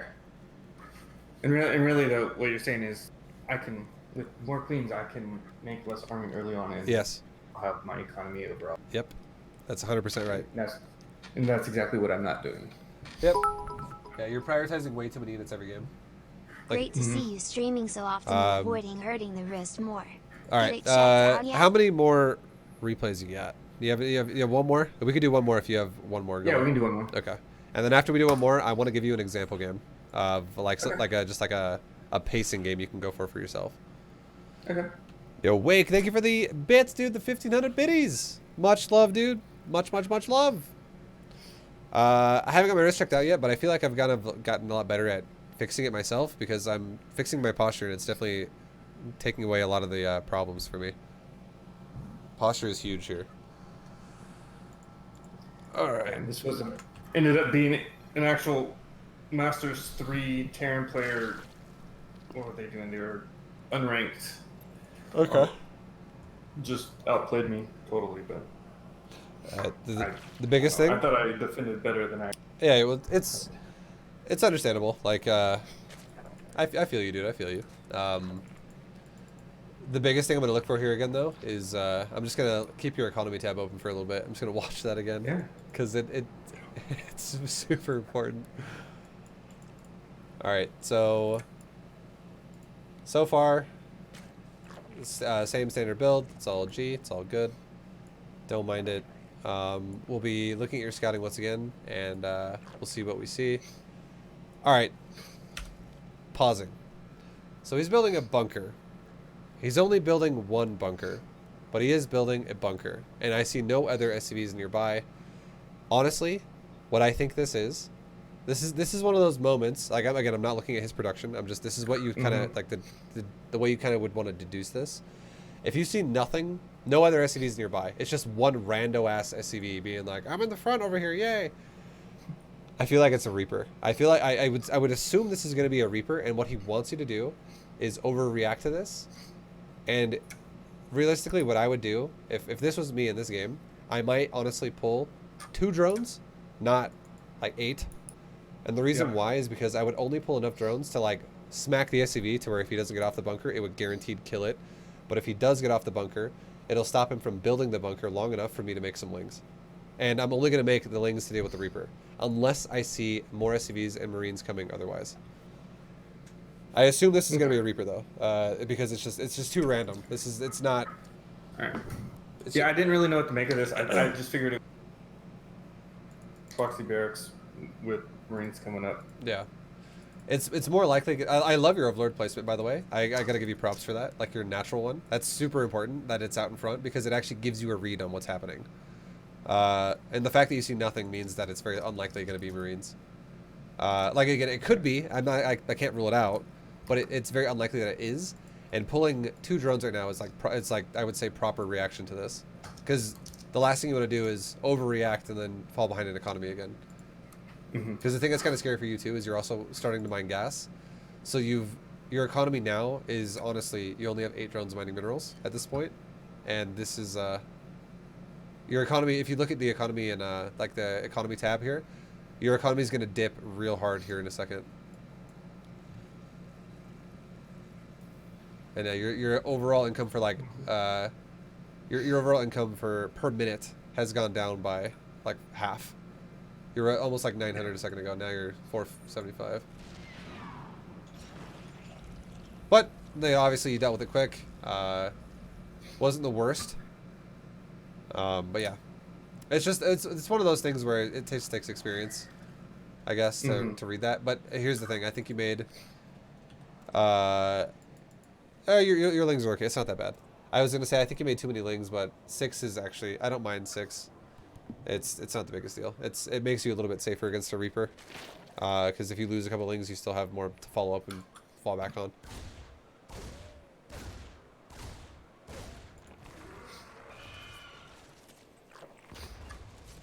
All right, and right now should be ejecting, making drones. You are definitely neglecting your larva right now while you're dealing with the Reaper. If we're gonna go for speedlings and stuff like that, I actually kind of like the crew team at your natural. That's totally fine. And then I'd love to see the 3rd go down. A great way you can get rid of the Reaper, which I feel like is what you're kind of doing right now, is you just run the lings away from your base and you like distract it. It's exactly what you did. I love it. It's perfect. Good shit.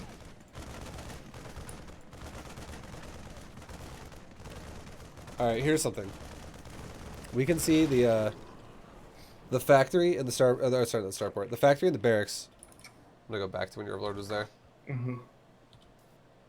So we see the reactor is finished on the barracks, and the factory is just now starting. So this is something important to keep note of, to take note of. And honestly, I would say this would be a game where I would be more worried about something like bio happening. This looks like a bio opener, and the reason why is because you can. Here's the way you can kind of tell if someone's going for a bio opener or a mech opener is the pacing of the reactor to the factory. Is a reactor builds honestly like 6 seconds faster than a factory. It's 36 seconds for a reactor, and it's 43 seconds for a factory, so it's 7 seconds difference.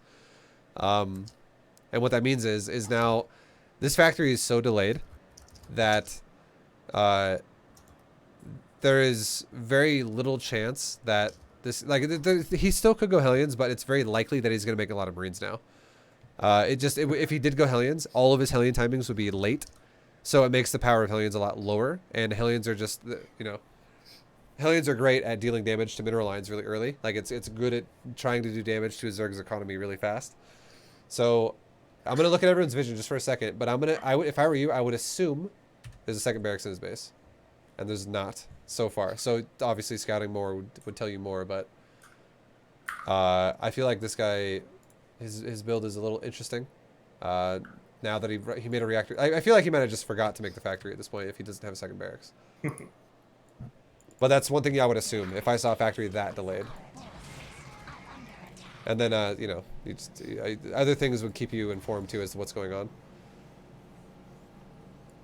And then you can see with your Overlord too, like, I know you're busy with your Lings, which is totally standard, it's fine. But if you look at your Overlord, before the Overlord leaves his base, he's not actually making more Marines. So, okay. I don't know. It's things like, little subtle things like this that kind of like tell you tips as to what he's doing. And if I would have seen a Terran go for a reactor like that, I would have been like, all right, he's going for bio, but then he stops making Marines, and now he's kind of questionable. So since you have speedlings, it would definitely be a great idea to kind of poke him and follow up. And there you go. Now he's making Hellions.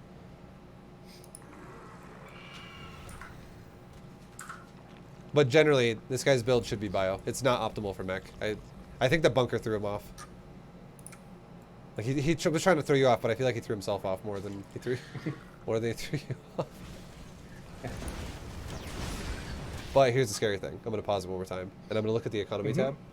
And right now, you've once again lost the lead, and it's because you've overmade units. It's Okay. it's you're gonna really appreciate the power of queens, really hard, and it's this whole thing just keeps screwing you over so hard, which is you're taking triple gas around like somewhere between like 35 and 40 drones, which is way too early, and then you're making units at the same time, like a bunch of lings instead of drones. So you're kind of also you're spending a lot of your larva on units that it's like overcommitted. The only way these units actually would be worth their weight in what they cost right now is if you somehow counterattack his SCVs and kill a lot of SCVs, but that's not always going to happen. Because if he has a wall, or if he's just there defensively, it won't kill anything. Yeah.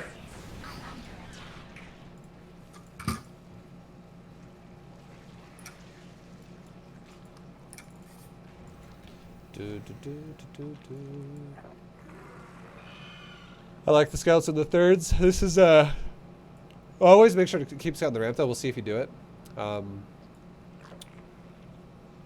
Just because a lot of times you're gonna do it now. It seems like a lot of times the Terran will build a command center at the ramp, and now you can see you follow up again, and there you go. This looks like this guy's totally trying to mindfuck you right now. This looks like bio. You're like, oh man, double Ingibay. And this is exactly why making the Overseer is also super important. Just getting into his base, because we can, you know, if we look at everyone's vision, we can clearly see he's actually not going to go bio. He's just making you, trying to make you think he is. But if he's going to go bio, it's also really weird, right? That he's going to be making Hellions off of a reactor. So these are things that like don't add up. You're like, all right, so you made a bio looking opener for a reactor on your barracks. Factory's super late. Okay, it's probably bio. And then he makes 4 Hellions. And you're like, what? Okay. Or he made 6 Hellions.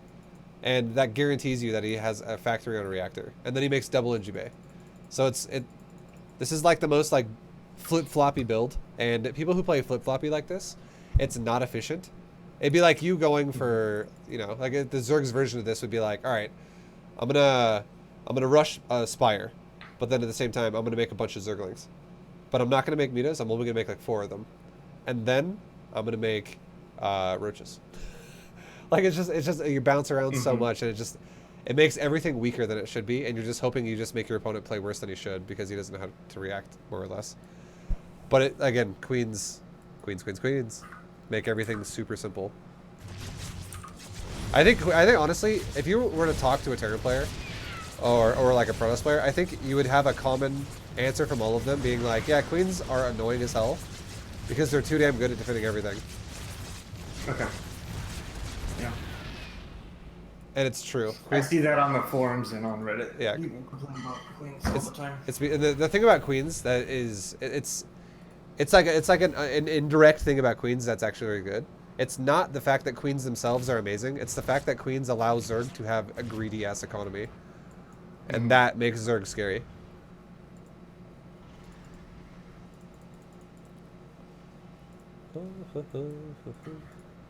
Because the beautiful thing about a queen is it doesn't cost larva. That's true.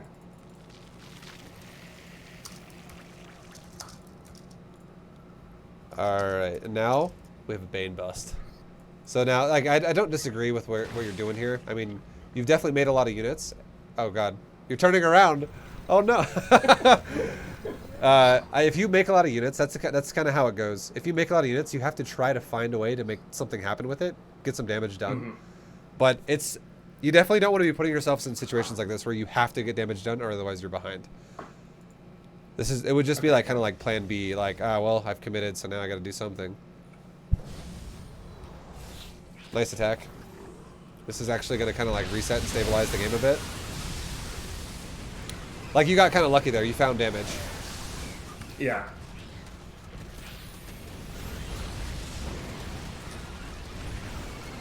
And he's got a BC in your main. Yeah, once again, I've already said this to you before. I know I'm a broken record, but more queens would make this so easy to deal with. But yeah, like, I mean, killing you now that the fact that the game is reset. At this stage, I would say you got to be really careful about overcommitting the units And here's the thing. Looking at your perspective, okay? Up to this point in this game, you have fought a couple Marines. You have scouted into his base because your Lings got into his main, and you can clearly see he's not going bio. You can see like 4 factories and 2 starports in his main. And then you also saw his composition, which was he has BCs. He has the potential to make BCs, and he also is making Hellion and Tank now. So if you think about it, if you think about what would be an ideal unit to make with what you have right now, I personally would say a great thing for you to do would be get your economy fully saturated. Just do it, because you just crippled this Terran really hard. Like you both crippled each other a little bit. Like your own economy was kind of put into like an all-in because you made so many Lings, and he did a little bit of damage with that BC. But then at the same time, you killed quite a bit of his army with Banes, and you also killed a lot of SCVs. And this dude is probably not feeling the most confident to push, because if he pushes again, and you do another follow-up round of Lings in his base, he has to respect that, and he could lose everything. He could lose all of his SCVs if he pushes right now. So chances are he's not going to push you immediately. He's going to probably try to recover for a second, and if he is going to harass you, it's going to literally just be it's going to be like with either BCs or some Hellions. It's not going to be his entire army, which I feel like would give you time to make mutas. And I think mutas at this stage would not be bad. I don't think mutas would be good against BCs, but I do think mutas would be good against the entirety of the rest of his army. And also, you could fly around his base and kill SCVs again. You could act like if he doesn't attack you and he sits there with tanks and Hellions, you could like. And again, it's not mass mutas either. This is like a stage where at this particular point in this particular game, like 10 to 15 mutas could pay dividends for you at just slowing him down. Meanwhile, it gives you map control, allows you to expand, allows you to creep spread. And then you could switch into something else. Like you could then go into a hive, get ready to go Greater Spire, get Festers going, stuff like that.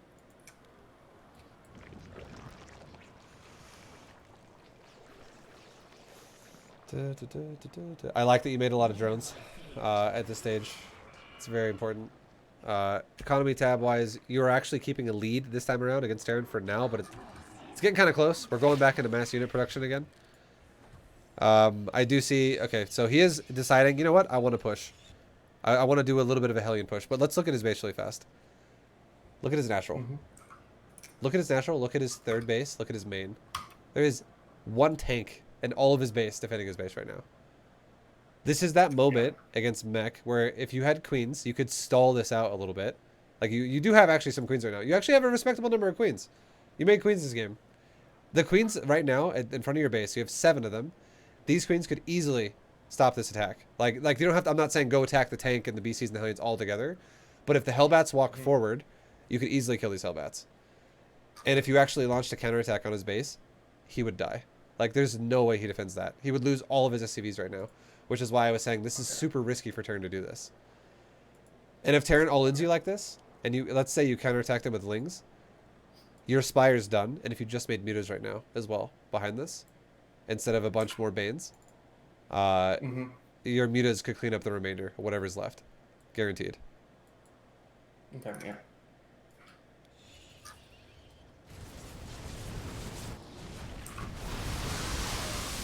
So, like, you crushed his army right there. It was nice. He teleports home. Your Lings, if they attack his turn, I could see you killing a lot of SCVs right now. Yep.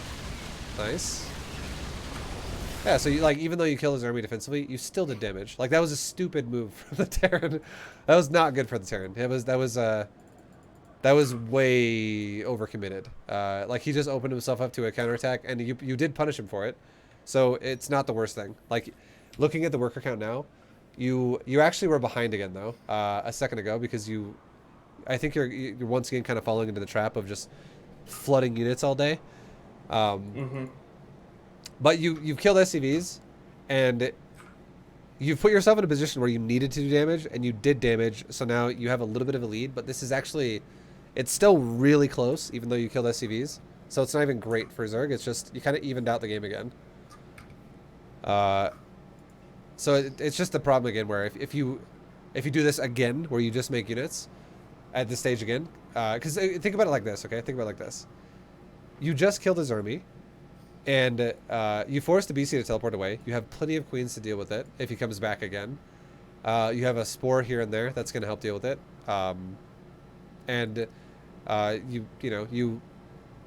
You killed all of his ground army. There's like no there's no real threat that the Terran has on the map right now because you just eliminated it. So you very easily have enough time to get one inject off on all your hatcheries and dedicate that entire automated larva plus inject round to drones and then go into units. Like it only takes like 30 seconds at this point to like make drones and then you're done.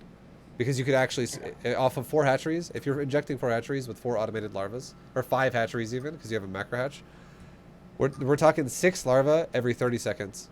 So you could make 30 larvae in 30 seconds. And if you made 30 drones right now, we'd be talking about 83 drones.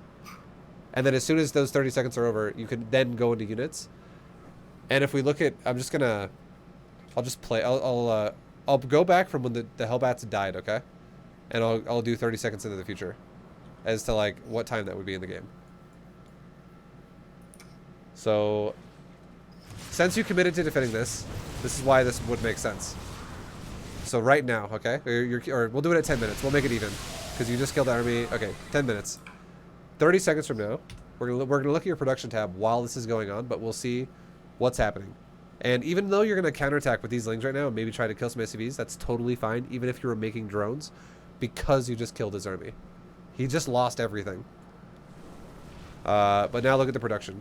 So we're 10 seconds in. Nothing's being produced. Larva right now is at 21. Now you just made 8 corruptors. Now you made 2 drones. We're at 24 seconds in, 25. We'll pause it at 30.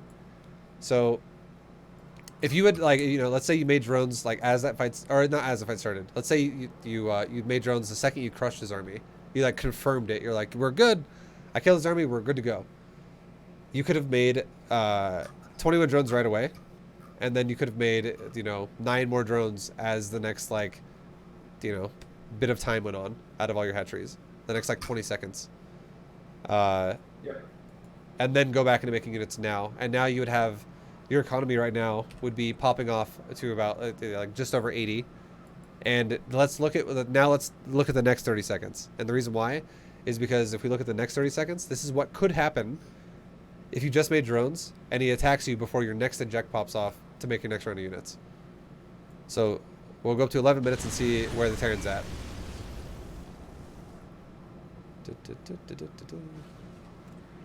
So the Terran is kind of moving around with the Hellions. These Hellions could once again just get zoned super hard by queens. And 11 minutes, nothing's happened. Like Terran's just chilling. He's trying to recover, which is it's what he should be doing. If he moves out again and attacks again, the exact same thing happens where he's super vulnerable to another lean counter. So realistically, if we made drones right now, we would be sitting at a nice healthy 80 versus 50. And now would be that stage where I would say, okay, you're at that stage where your economy is where it wants to be, and now you just power units. Okay. You really want to get to that stage, the economy where you're supposed to be at, as fast as you can. And the goal is, I'm gonna actually say this. I would say write this down. This is I'm gonna try and sum this up as best I can, but here it is. Try your best to get to 3 base fully saturated by 6 minutes if you can, and then always stay 1 base ahead of Terran, whatever he's at. And this number ends when you get to about 85 to 90 drones. Okay. And then once you're at 85 to 90 drones, it just becomes crank out units all day, all the time, and just you're playing a game where it's now, map control, fighting his armies, stuff like that. Okay. So if the Terran's doing a 2 base all in and you're fully saturated on 3 bases, obviously you're still up on 1 base over him. So I'm not telling you to make 80 drones then. You'd want to defend it. And there's one exception to making drones. Okay, this is the disclaimer, or the extra little fine print.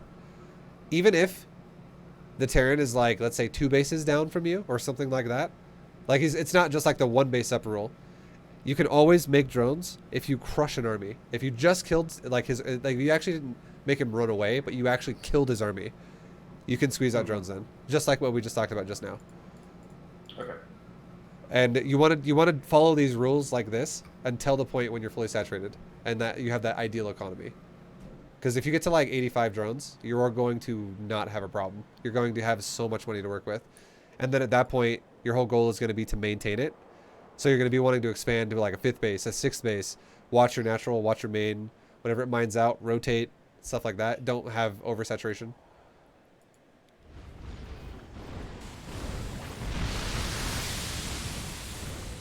These Banes are also kind of screwing you, because Banes are nice against Hellbats if, like, you know, you're going for a Ling Bane style, but if we're talking about like defensive cost efficiency, Roach is just so much less expensive.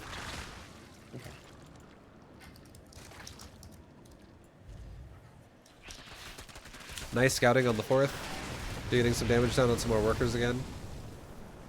And now we can see he's going into Hellbat, Widowmine, Battlecruiser, Thor, tank, random. This is like a random ass army, but it's like a lot of ground units mixed with PCs. This is that point when it's like, all right, your best goal here, the best thing you can do now for yourself is just go Broodlords. Okay.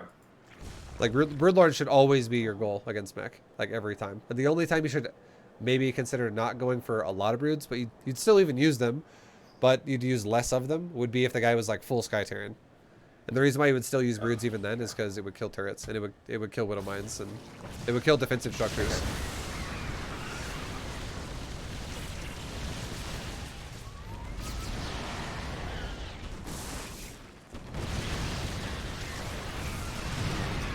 This is longer than 1 sec. Come back!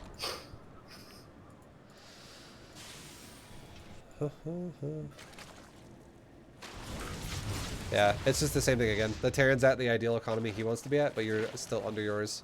So every time you guys trade now, you're always going to fall further behind. Okay.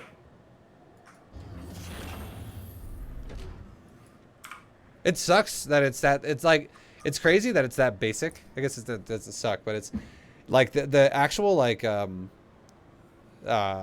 proper way to play it. It always comes down to economy, almost every time. Like getting really, really, really technical with like, okay, it was a micro mistake or it was a positioning mistake. Those things happen later on, sometimes here and there, but like most of the time in StarCraft, it's economy, economy, economy. And like right there, you because your economy is worse than his, you didn't have as much as he did. Plus, you did kill some of his units. He killed quite a bit of yours. In terms of efficiency, I would say he got a little bit more out of that because your army was also pretty cheap. It was like Roach heavy. But now, there's going to be a situation where after the fight's over, this Terran could easily max out and still have a bank, and you can barely afford to increase your supply at all. Yeah. Yeah.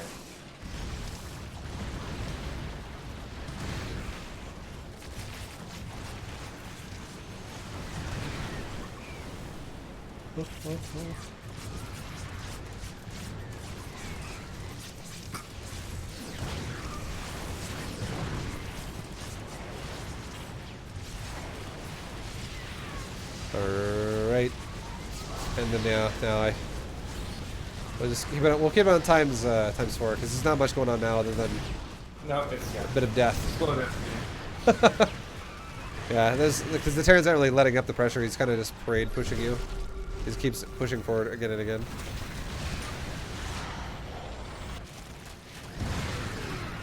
And then, like, for instance, like those Widow Mines too would be so. Here's a tip to deal with Widow Mines if you don't know this. I feel like everyone knows Broodlords can outrange Widow Mines, but a great way to deal with Widow Mines where you don't have to be so meticulous about how you move your Broodlords is make an Overseer, or maybe even like a couple Overseers, just move command on some of your Broodlords. And that's it. Just have them literally, like, take them out of a control group, don't use them ever, just make them auto-follow a Broodlord. And it will continuously, like, hug the ass of a Broodlord, and it will always give a Broodlord vision before it flies to a Widow Mine to be able to attack it out of range. Okay. Just makes your life easier.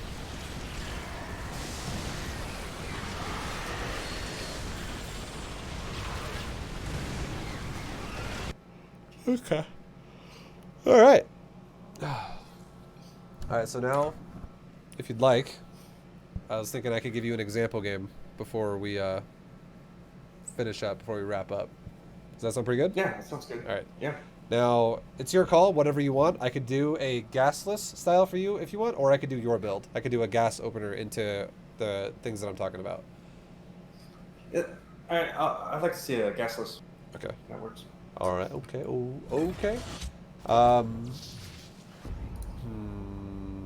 right. I'll give chat a second. Chat. If there's any Terran capable players out there, like we're talking like at least diamond, hit me up. If not, we can just do an example game where I just show you like the build itself. But yeah, if I feel like if I play someone, it probably puts it more into like a real perspective.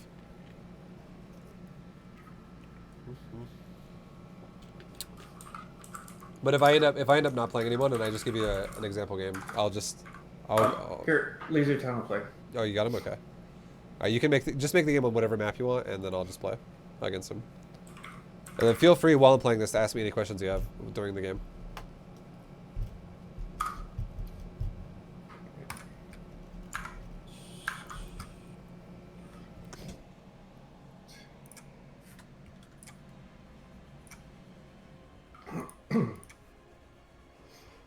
Oh, sorry guys, I'm a little tired.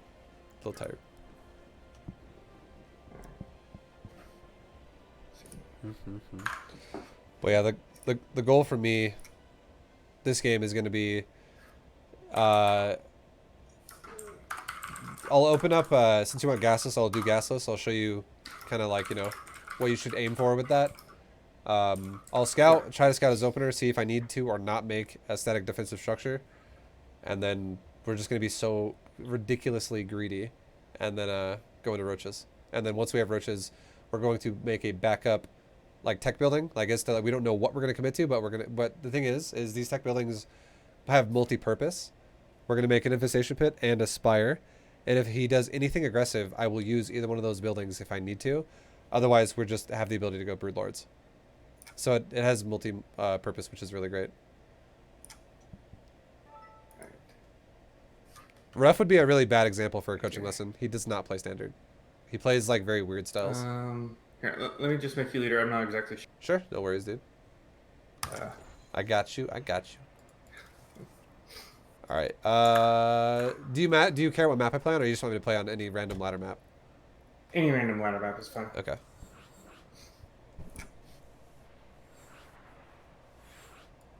All right, sick.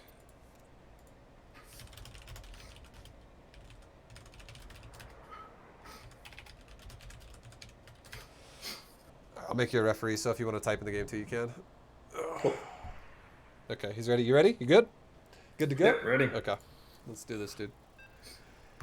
So the goal in this game is going to be, just for the opener, I'm going to be taking a very fast, like with gasless, you do take a faster third than normal. It's pretty damn quick. You take it before the Reaper even sees it. And then we're going to be just going into queens. You can afford to do this while making queens because you don't take a gas. So, but your third timings when you were going gas openers are totally fine. I agree with how you're doing it when you went for gas, because the last thing you want to do if you open with a gas is take a third and then be like, I can't make my queens now because I'm broke. Because queens are definitely the priority. Mm-hmm.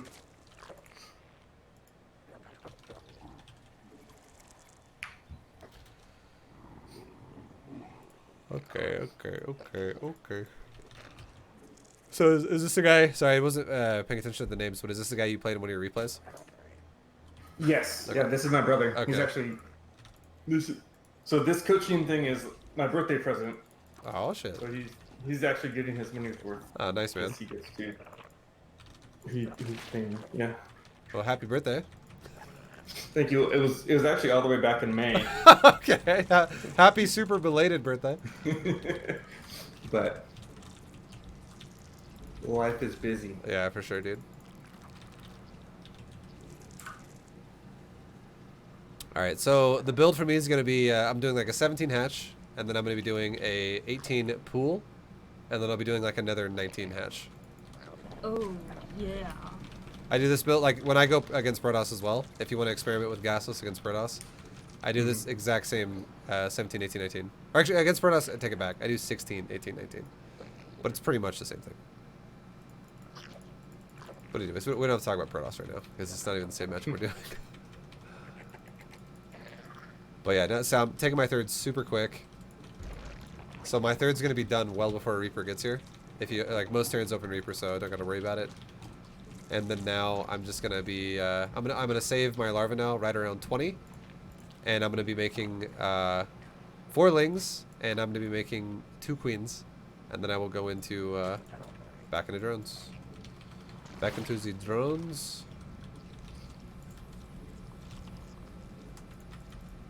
And as soon as I make my lings, I'm now gonna make an overlord.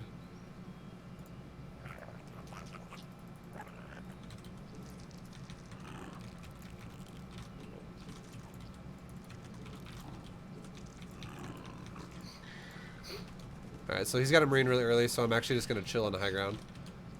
There's a Reaper too, which means that this, I bet he's, like, most likely what's happening is he's making a add-on now, because he's already made 2 units out of the barracks, which means that it's not a rushed add-on.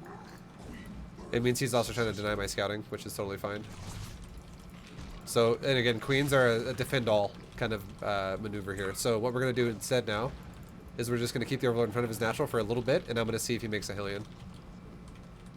I could dive it, and I could dive the overlord here pretty soon, but it's still kind of early. I want to like really get a good juicy scout. We're talking like maybe like 3 minutes 30 seconds is when I'll send it in. Okay. I gotta make a spore for that drone. This Reaper's dead. Good stuff. Keep spreading that creep. Keep injecting the hatcheries. Keep making the queens. Yo, thank you for the sub, Raw Slasher and Shiesty. Guys, thank you so much. I appreciate it. Sorry, I'm in the middle of a coaching lesson, but I love you, boys. Thank you. And now let's send the Overlord in. Let's go ahead and the Overlord will die, so we're going to make an extra Overlord because we know it's going to die. So we don't get supply block forever. And we see a Hellion opener. And what else? Starport, barracks, reactor on the barracks.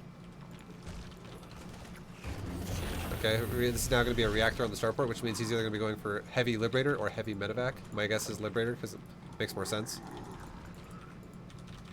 And now I'm going to wall my natural off to a point. Like, it's going to have one little gap in it. And now that I'm fully saturated on my natural, and I'm getting good saturation on my third, I'm going to take double gas. And we're still making queens.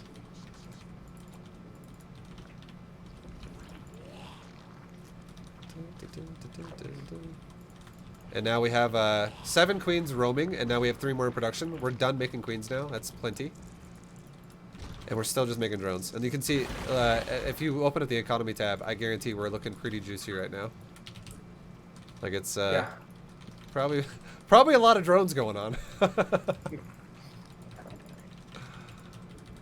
All right, and now first things first, we'll keep our queens kind of spread out a little bit because he's looking like he wants to posture around and maybe hit either one of my bases.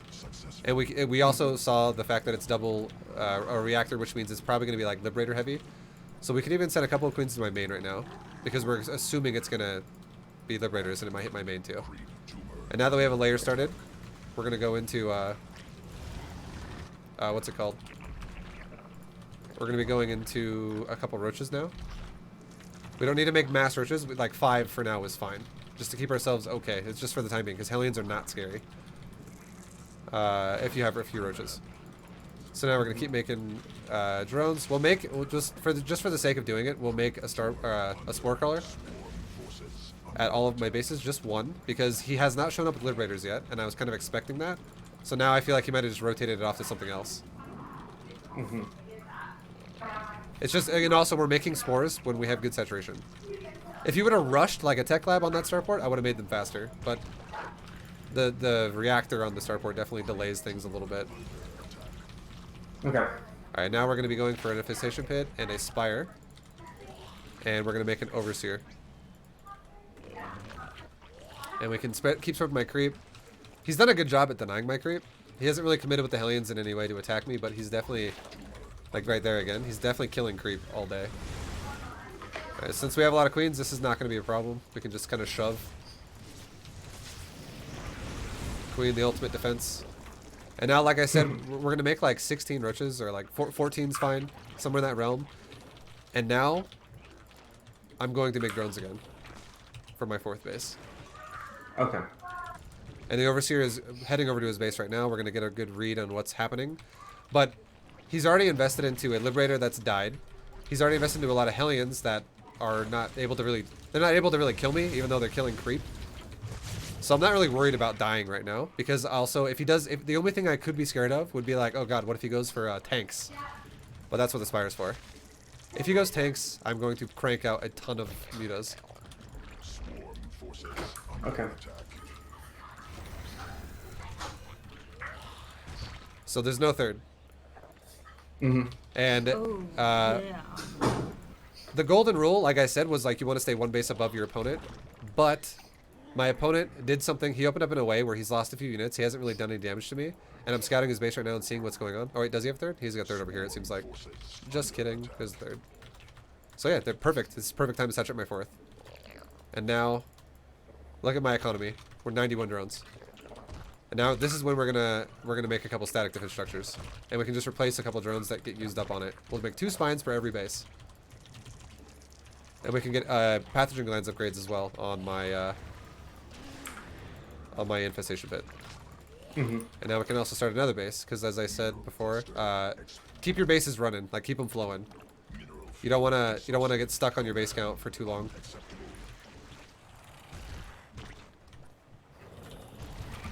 Alright, and then we're kind of just chilling. We're defending. We can make some... he's not really attacking me. He's poking me with Hellions, but he's not really committing to an attack. So now I'm actually going to make Infestors first as a priority instead of mutas. Like, you don't have to make mutas if the guy is being super defensive and it doesn't look like you're going to get easy damage done. Mutas are more like... They're very situational, for sure. Like, if he's very aggressive and he doesn't have a lot of anti-air, they're amazing. But if I make Infestors, I can just prioritize the Death Ball faster. Okay. And we're keeping our drone count pretty fucking solid here. Like, it's roughly always around like 85. And we're about to make some more static D at my new base, which is going to be good.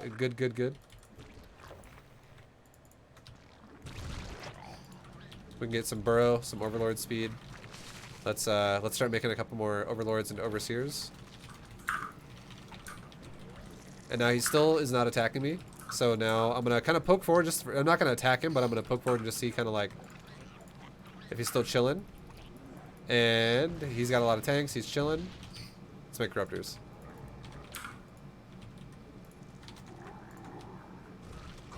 Because if he attacks me, the further my creep is, the more uncomfortable the Terran will be to just be like, let's go! Let's kill the Zerg! Like, he's gonna, you know, probably respect the creep a bit. Okay, yeah.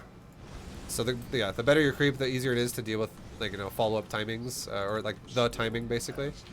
And now we can see in my, my base, my Greater Spire just finished. My Corruptors just popped out. So now I've already just gone straight up to Broodlords. I didn't even do a Roach mid-game, because he's playing defensive. And I'm okay with that, because I'm also being very greedy.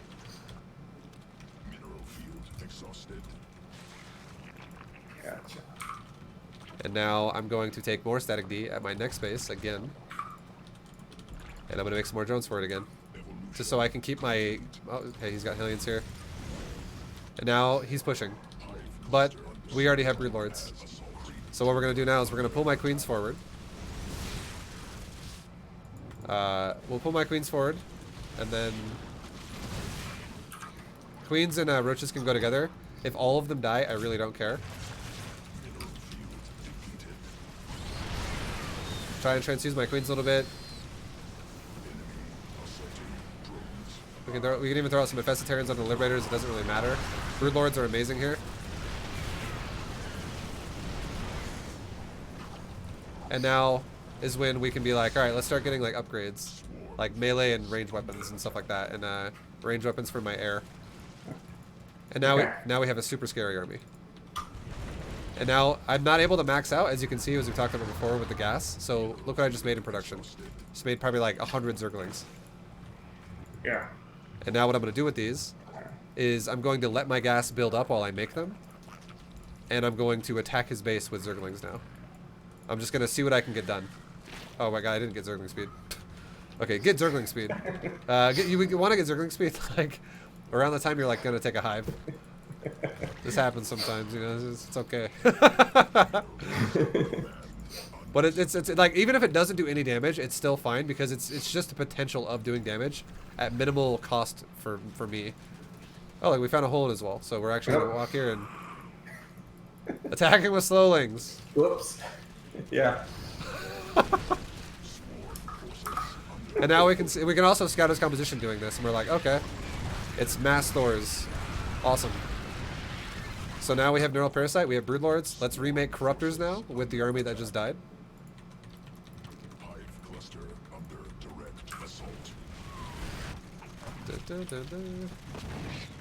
And drone count's still looking pretty good, pretty juicy. We're still transferring drones around that, you know, need to be rotated. We can spread our creep one more time while we're waiting for the Corruptors, just to give ourselves some more control of the map. And regroup my entire army in the middle of the map right now, and let's get ready to do a serious push. We can even make like a Nidus right now, and we could eventually go into his base with Nidus Worms if we really wanted to.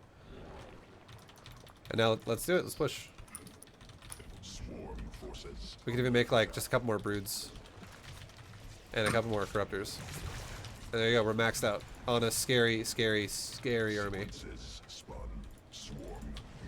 Okay, we group up my army for just a second. Get everything kind of like situated here. And now we'll do some Neural Parasites because his Thors are kind of in the front. We're just moving the Broodlords right now and just trying to micro Neural Parasite. Okay. And then now he's backing up so we can focus fire the Thors that we neuraled because they're going to come out of it anyway, so I might as well kill them. And now just kill turrets. Just like, keep moving the Broodlords. He's got Thors in kind of a tucked away spot. Okay, he's backing up further so we don't have to back up. And look at these Hellions, they're coming up. This is great about the Spines. Spines are going to definitely do amazing things up there, but if he makes Hellbats, this is when we would just run the drones and I can make, if I lose some supply, I can make some Mutas if I need to. But even if I don't lose supply, you know, doesn't matter. Those Hellbats aren't really accomplishing a whole lot. GG! Oh, there you go. It's all about that economy. Cool. It's all about that economy, baby. And just not overcommitting to units. Alright, let's quickly just, I'm gonna go through it, not the whole thing, but I just want to go, we're just gonna quickly touch on the economy. And let's see,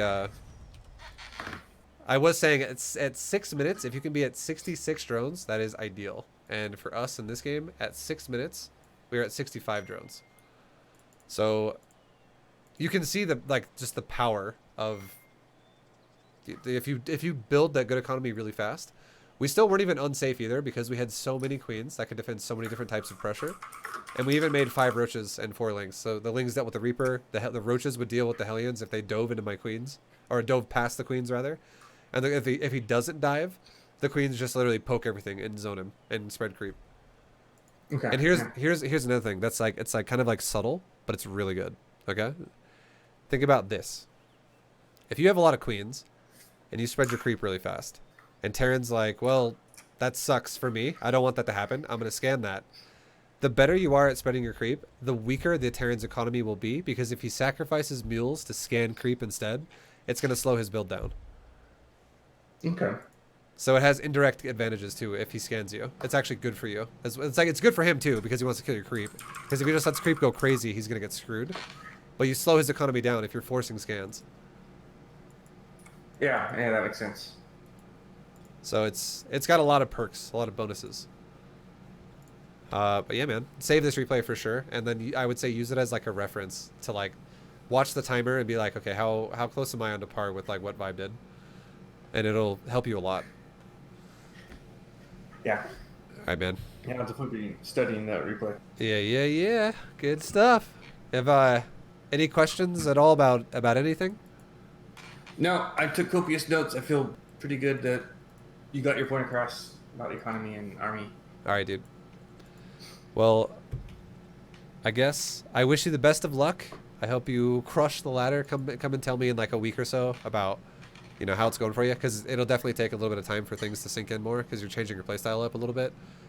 But yeah, let me know, dude. It should be should be good. Cool. Yeah. Thank you so much. Yeah, and I'll wait before you go. Before we end this, Yep. let me just give you one tip.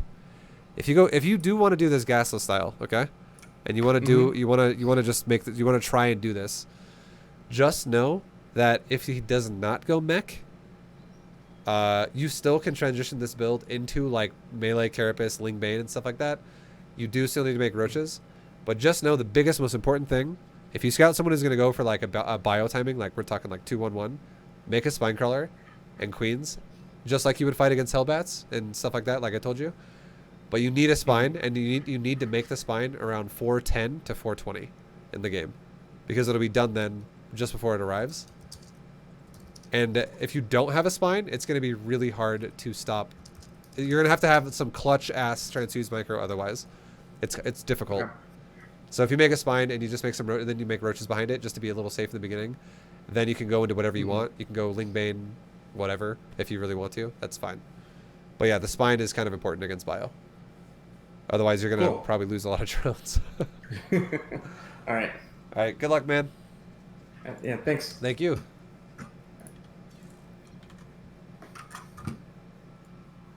All right, guys. That's going to conclude our coaching lesson for the day. Shout out to Andy, Mr. Moocow, and his brother. And once again, happy belated birthday. That's pretty cool that it was a birthday, a little present going on.